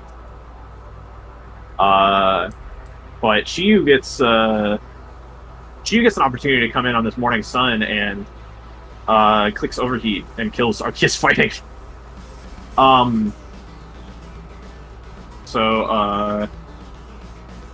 Yeah, like Brain comes in, Faye still clicks Surf here and then doesn't go for Sludge Wave again. So that's another instance of Faye kind of being like, oh, well, I don't want to go for the Battle Bond right now, like, it's too early, whatever, I don't want to pop it. And then it doesn't, it doesn't end up working out, so... Yeah, Scarm comes in, like, takes the Horn Leech, it gets net health loss, but then it gets some back with the terrain. And then Chiyu comes in. So Storm gets Stealth Rock up here. I'm pausing a lot this game because I think there's a lot of interesting situations happening, and I want to talk about them. Yeah, Scrum gets rocks up here, like mid-game rocks, like, and but Chiyu just like gets another opportunity to click fucking Overheat, and it's tough. And it's sturdy. Yeah, like the Whirlwind happens. I really think that should have been probably a button from Scarm, but it is what it is. The Arceus normal comes in now. We have Extreme Killer that we haven't even talked about. Scarm gets taunted, can't roost. Has to leave in shame. Solgaleo comes in. It kind of wins that 1v1, so Arceus has to leave with its fucking tail between its legs. But fucking Chiyu comes in again. And that was Eve's kind of mistake. Or why did I say Eve? That was Faye's kind of mistake. That was Faye's kind of mistake, was that Faye didn't think about it being boots, which it kind of made sense because it was plot. And yeah. Look, all I said was that it's phonetically displeasing, and that I would rather say Joan, and that's all. I wasn't trying to be too mean. I'm gonna be really mean right now. I think that anybody who has a username is fucking stupid. God damn it. We gotta delete the VOD. We gotta nuke the VOD. Anyways, let's redo this stream. Let's redo it. Start over. Alright, where's the first one we did? Let's do Eve. Alright. So yeah, Eve versus Cross. This is pretty good. Wait, this is stupid. This bit's dumb. I liked the bit because I got to be the villain. Yeah, but anyways, yeah, like, it's boots. It's fucking boots. It's nasty plot boots. And Chiyu just gets to click a button again. He gets to click Flamethrower. Urshifu comes in. It finally fucking kills the fish. Yeah, that fucking fish that I hate. That fish got so many opportunities to come in. Hulu comes in, but like, and Horsepower does a decent grip to Solgaleo. Damn. But like, it's not really like enough. And then teleport here. I think this teleport is bad. Faye decides that she wants to cash out. I'm just saying it straight up bad. It's whatever. But like, Faye decides she wants to cash out and teleports Greninja in against Hulu. And the way I feel about this is this makes it so fucking obvious that Faye has a move that is about to kill Tapu Bulu. Yeah. This makes it painfully obvious that Faye has a move that's about to kill Tapu Bulu. And so, like, naturally, yeah, Zacian switches into the Sludge Wave. And so now, like, fucking Greenwich has to run away. Solgaleo is slower than Zacian, but at least is able to Morning Sun here.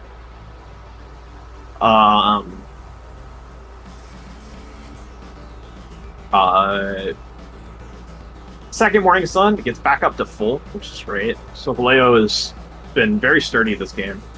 And we get a Sunsteel to end up to end Tapu Bulu's life. But now Extreme Killer's out. Actually, Extreme Killer Arceus. The OG, the original. Clicks taunt. And this guy just wants to start SDing now. That's Sword Stance number 1, and that's a fucking dead Urshifu. And that's Extreme Speeds again doesn't do like enough, but what Sunsteel's not doing that much. Yeah. And it can just Sword Stance in front of it. Doesn't matter if it's Morning Sunning, like get up to +6. Recover on the Sunsteel. Take the Sunsteel. E-Speed. Take the Sunsteel. Taunt. On the predicted Morning Sun, which was very fucking gutsy. Jesus. Because if that was a Sunsteel, it would have killed. Yeah. But just calls out the Morning Sun, which is great. Like, I mean, right, like it did 51, so you know you kind of needed the Morning Sun, but recovers on it. Sunsteel, but that's the last Sunsteel. Solgaleo is no longer. Solgaleo has officially been not actually pacified, but it can't do its maximum damage. Yeah. Note that knockoff interaction, we had Silk Scarf on it. In this league, Arceus Normal is restricted to Silk Scarf or like a Z Crystal that it can't do anything with, so it can either be knockoff Absorber or get the power boost. This one gets the power boost, so it actually knockoff does the extra damage, which it doesn't do to any other plates because plates can't get knocked off. Yeah. But there's no normal plate. Yeah, but then just E-Speed here. And then E-Speed. And then just cleans it up. I think Extreme like, Killer Arceus might be good. But E-Killer is fucking nuts. Oh, I guess it is an amazing Pokemon. Like, honestly, the fact that you get E-Killer Arceus and an Uber Duber is, like, insane value. Oh, yeah. But yeah. So, like, I don't know, like, let's bring Faye in here. Let's talk about her team, or are we gonna actually join Series 2? Well, let's get Faye first, I guess. I don't know. Question mark.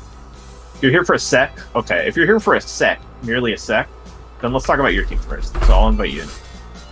Hello. Yo. What the heck, so? Yeah, we had a good time. I thought we were gonna get to talk about it. Hold on, I need to explain this to Jen real quick. Imagine an Uber that's scary. It's so scary that it's Uber as fuck. But just yeah, imagine the scariest ones. Those are the Uber Dubers. Yeah. So yeah. This is my team. I'm glad it won. Yeah. Yeah.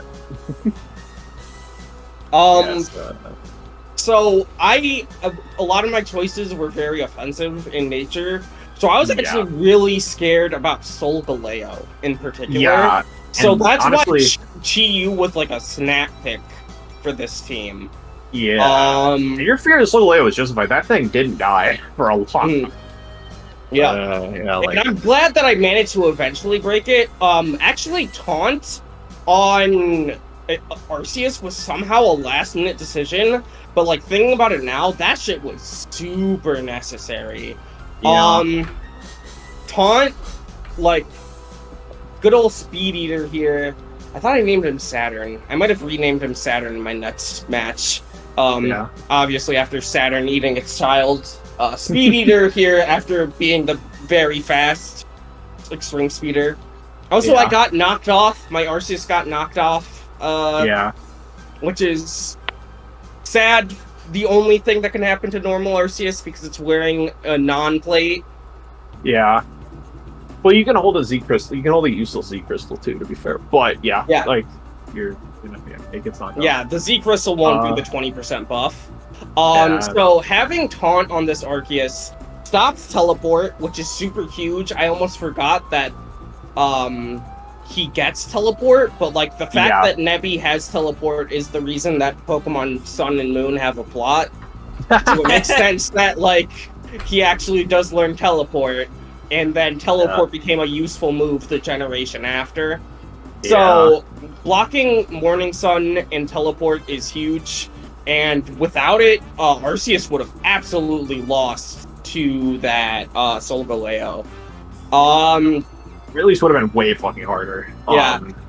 And also in retrospect, I would say Vegetarian wasn't like the strongest pick for this matchup, but the thing is I was bringing in 3 Pokemon that were weak to Earthquake, and Vegetarian being able to shore that up for them is kind of huge, but I don't think it provided too much offensive coverage. And I actually led with it. No, I didn't lead with it. I led with Gliscor, and then it took a Surf, and I kept it in to take the Surf because I didn't know what that Greninja was going to do. Because you never know what Greninja is going to do, and that's the scariest part about Greninja. Yeah. You did get a lot of data there. You learned that it was Battle Bond. You learned that it was, I mean, mostly you learned it was Battle Bond. You learned it was Battle Bond, you learned it was Special. It could have been, Torrent. Who knows, but probably for all not. you know, it could have been Torrent, yeah. But, yeah, like, you had you had the Gengar, you had the little, like, Psychic Noise Tech, that was, I mean, for the arc, right? Like, that was for... Yeah, for Arceus, and also, you know, potentially for Solgaleo, but, like, Solgaleo, it's very tanky. I guess Gengar could have taken it on with 3 hits, but it's not gonna get 3 hits against Solgaleo, is the thing. Yeah, but, you know, it helped. The Psychic Noise helped a bit. Also, very important, what was the thing that good old Pescatarian took out that he shouldn't have been able to take it out? Oh, it was Eternatus, It was like that Eternatus absolutely should not have fallen to my Pescatarian if it didn't get a crit there. If it was Life Orb, maybe the crit wouldn't have mattered. But, it is Life Orb, so... It's like... But yeah, like... That's Pokemon, right? Yeah. And you get I do feel bad. It was like during a week where I was actually like... Right during that week, I was like coming down with a flu. Possibly COVID right on Monday. I did do tests and it both came out negative, so hopefully it's not COVID. But I was coming down with like sickness, and like later in that week, Faye was like, "You know what? Do you want to try making it a best of 3?" And I feel bad for saying to her like, "No, I'm kind of sick and I don't really want to like push it too hard." But yeah, it's like I do feel bad because I do feel like some clutch moments did come down. You lucked because of that crit, but yeah, I mean that's Pokemon.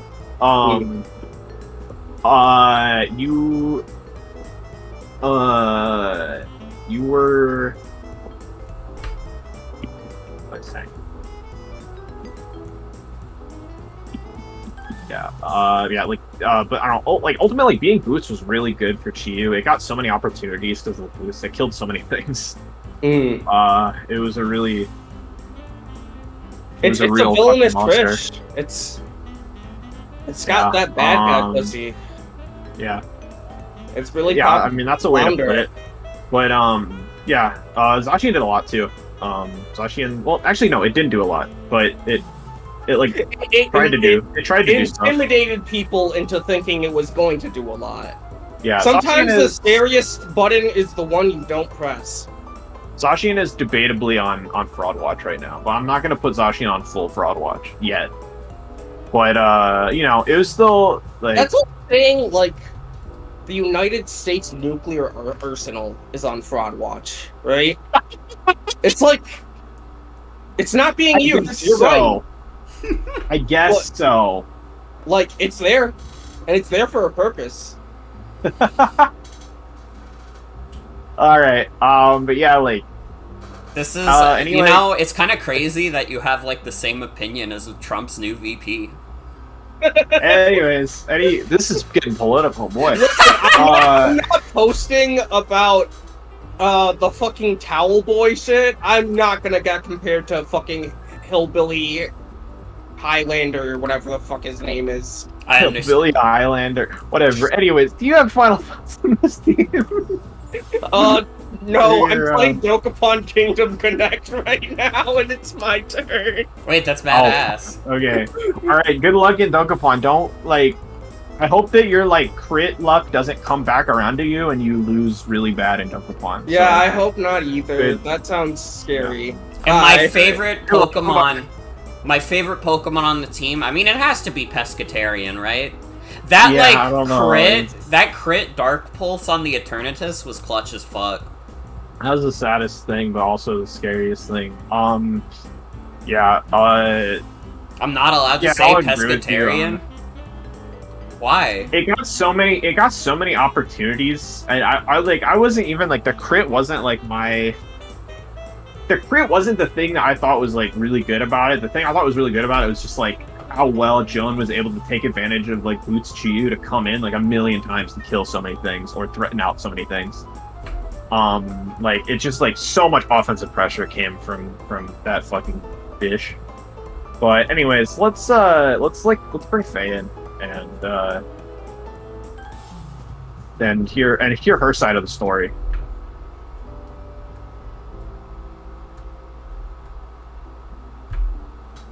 Yeah, just like I was just fucking tilted during this game for a lot of it. So it's like, is that why am I not allowed to say Pescatarian?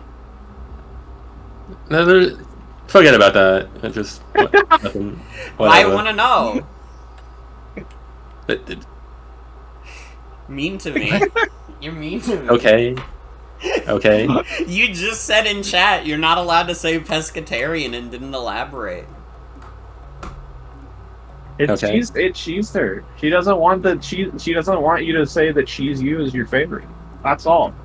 Anyways, Faye, let's talk about your team. Let's talk about this game. you were tilted. Awesome. For most of it because of Eternatus, right? Because of Eternatus' untimely demise. And also the cursed body, forcing, just getting letting the Gengar hit, beat up the Arceus, because not only was Eternatus really good for walling special attacks that aren't +2 crits. Yeah. Not only was that good, but also the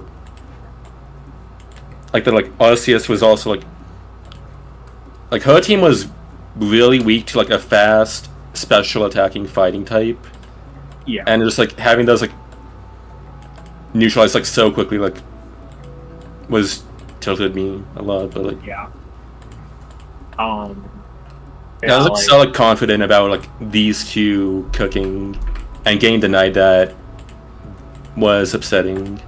And again, these two I started relying so much on these two made me really scared to pull the trigger on a lot of Greninja stuff. Because a lot of opportunities to get the Battle Bond in.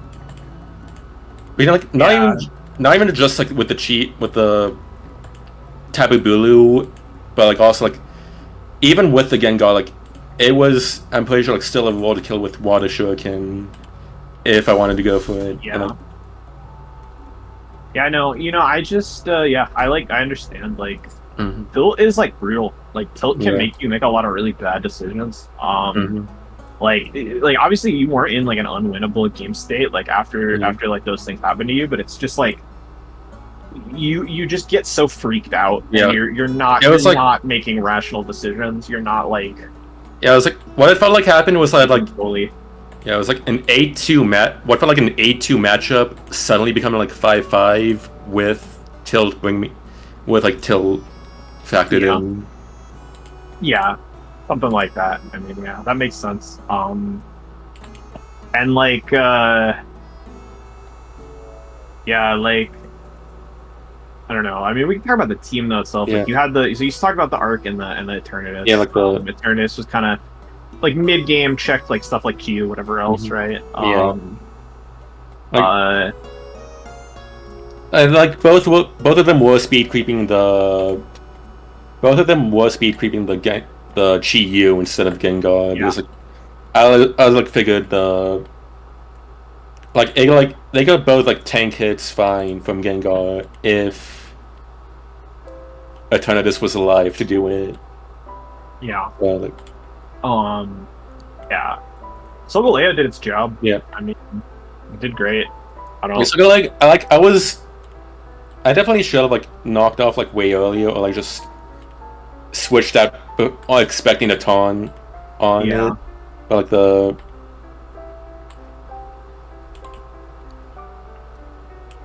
like I was just like expecting like the Arceus to be Earthquake at some point, so it's like and also like did not prepare enough for like the fact that it's like a bulky booster with Taunt. And I was like, I feel like that specific arc set. I mean, it threw me for a loop when I was watching too. It's like it's pretty crazy. It's great, but it's crazy. Yeah. I was just expecting like but you're like double steel types. I was like confident like I could just like wall out. Yeah, Skarmory was like the main Arceus check was supposed to be, and then like this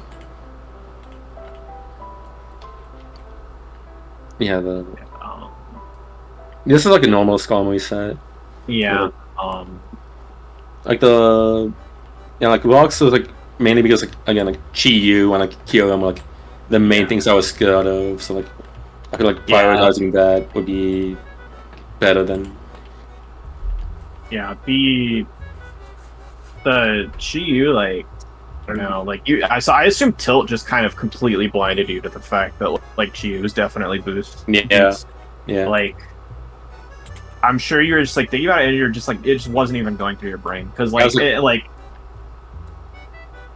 it was obviously boots. Like it wasn't it was I think pretty clearly not like a power boosting item. Like it made the most sense for it to be boots, but yeah, it's just it could have been. I mean, it could have been charcoal or some bullshit, but you know, it's just like it's kind of weird.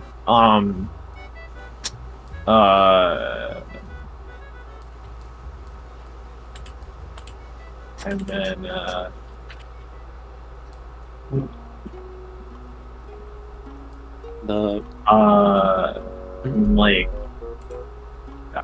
so Gren was like kind of the notable like misplayed Mon that kind of didn't you just you know like the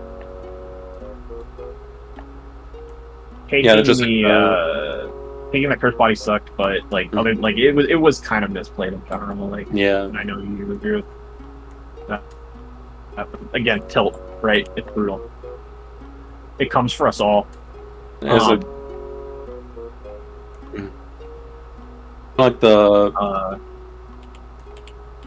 also just in general like I should have like taken more opportunities all around for like just more offense in my plays.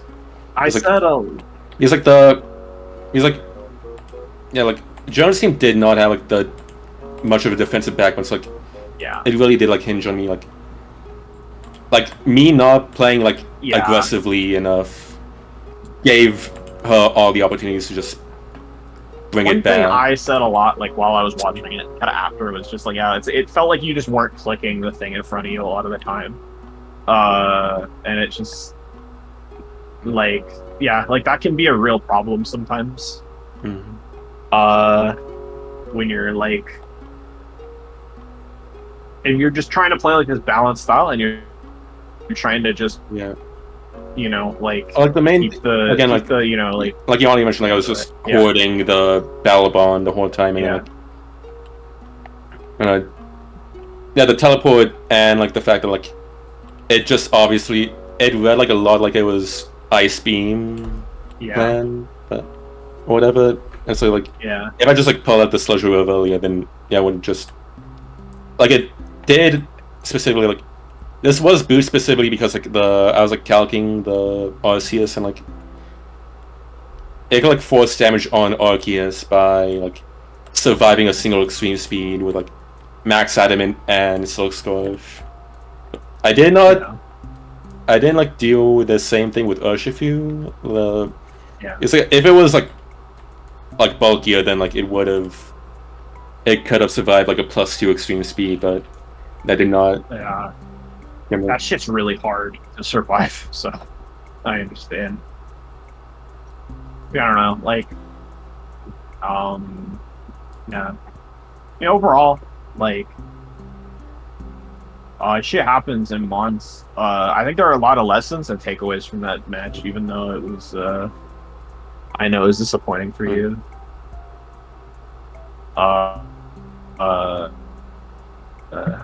It was good to talk about. It was good to analyze on the stream, I think. And I know you'll be back. I know you'll bounce back. You're a good player. So yeah, like, do you have any final thoughts, like, on this team, on how that game went? Anything else?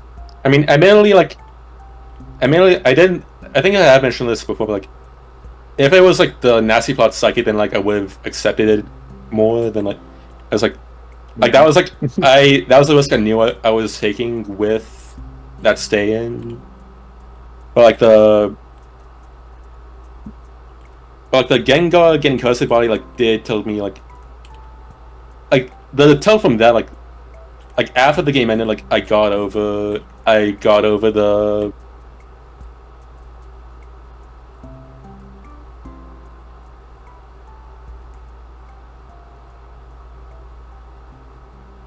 You got over the crit.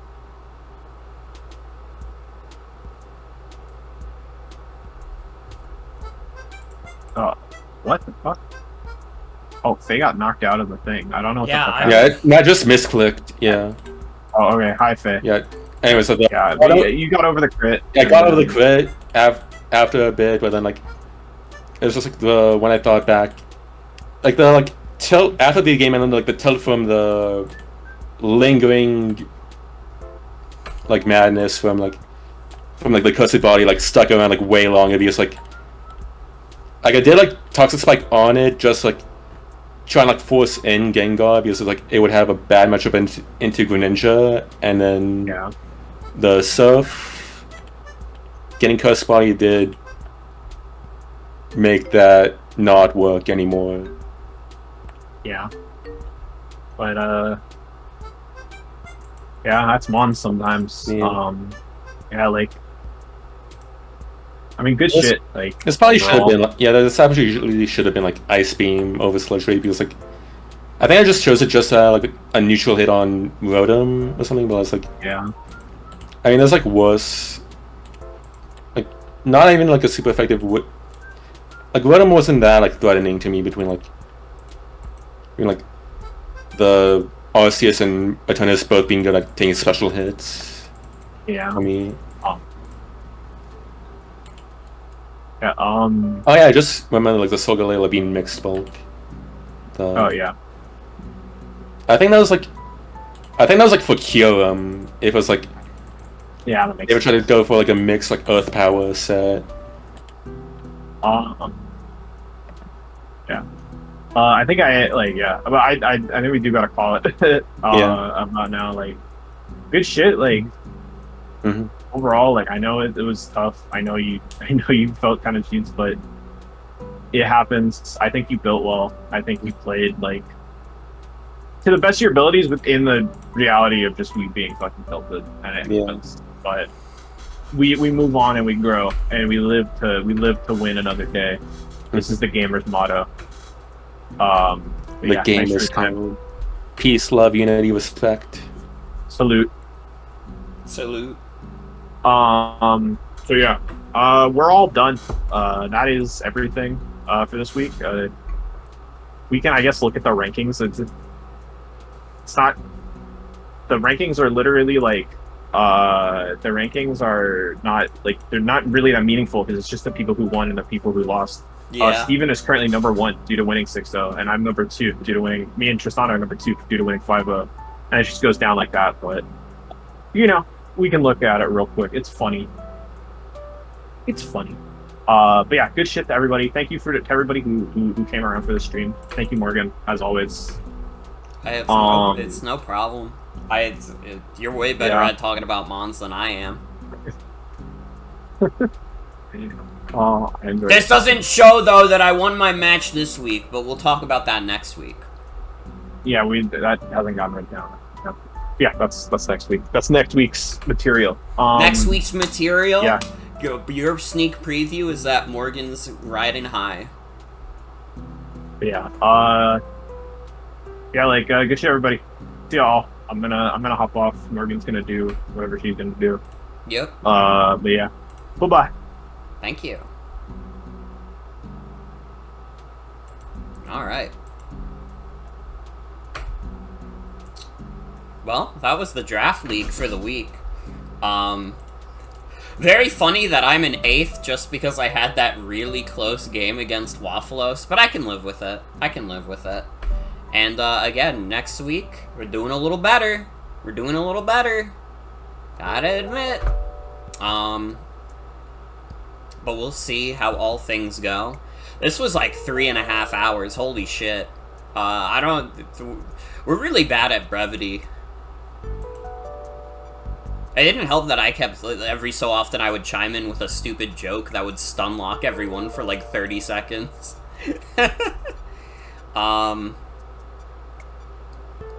But thank you to Sienna for hosting, as always. Thank you to everybody who's been playing so far.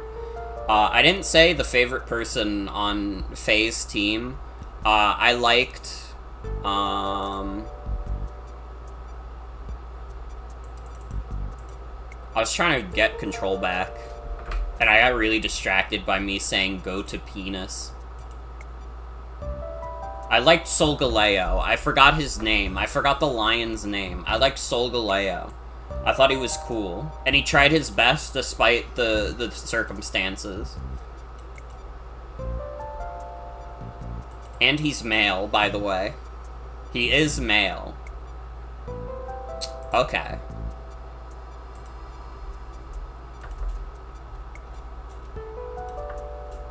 It is a very good name. Yeah, Draft League's coming along nicely. We've got some intense matches already. We already got a 6-0 as well. All the craziest things are already happening within week 1. I'm pretty excited to see how things shake up. But I might also be excited about it because currently I'm winning. Currently I'm doing good.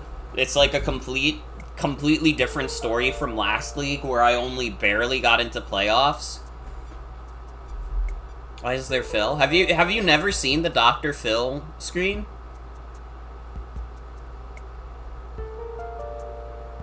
That's crazy. But yeah, good shit. Good shit with the draft league. Why do I have challenge run in my tags? What fucking game would I have played recently where I would put the tag challenge run? I just noticed that. Anyways, I have to use the bathroom again. But night's still young. Night's still young. We're not done for the night yet, because they just dropped the sequel to, yeah, you want those games, right? Now here you go. Let's see you clear them. 2!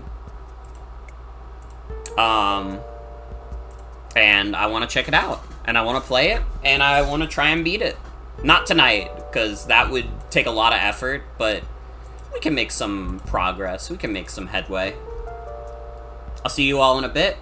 I gotta take a piss.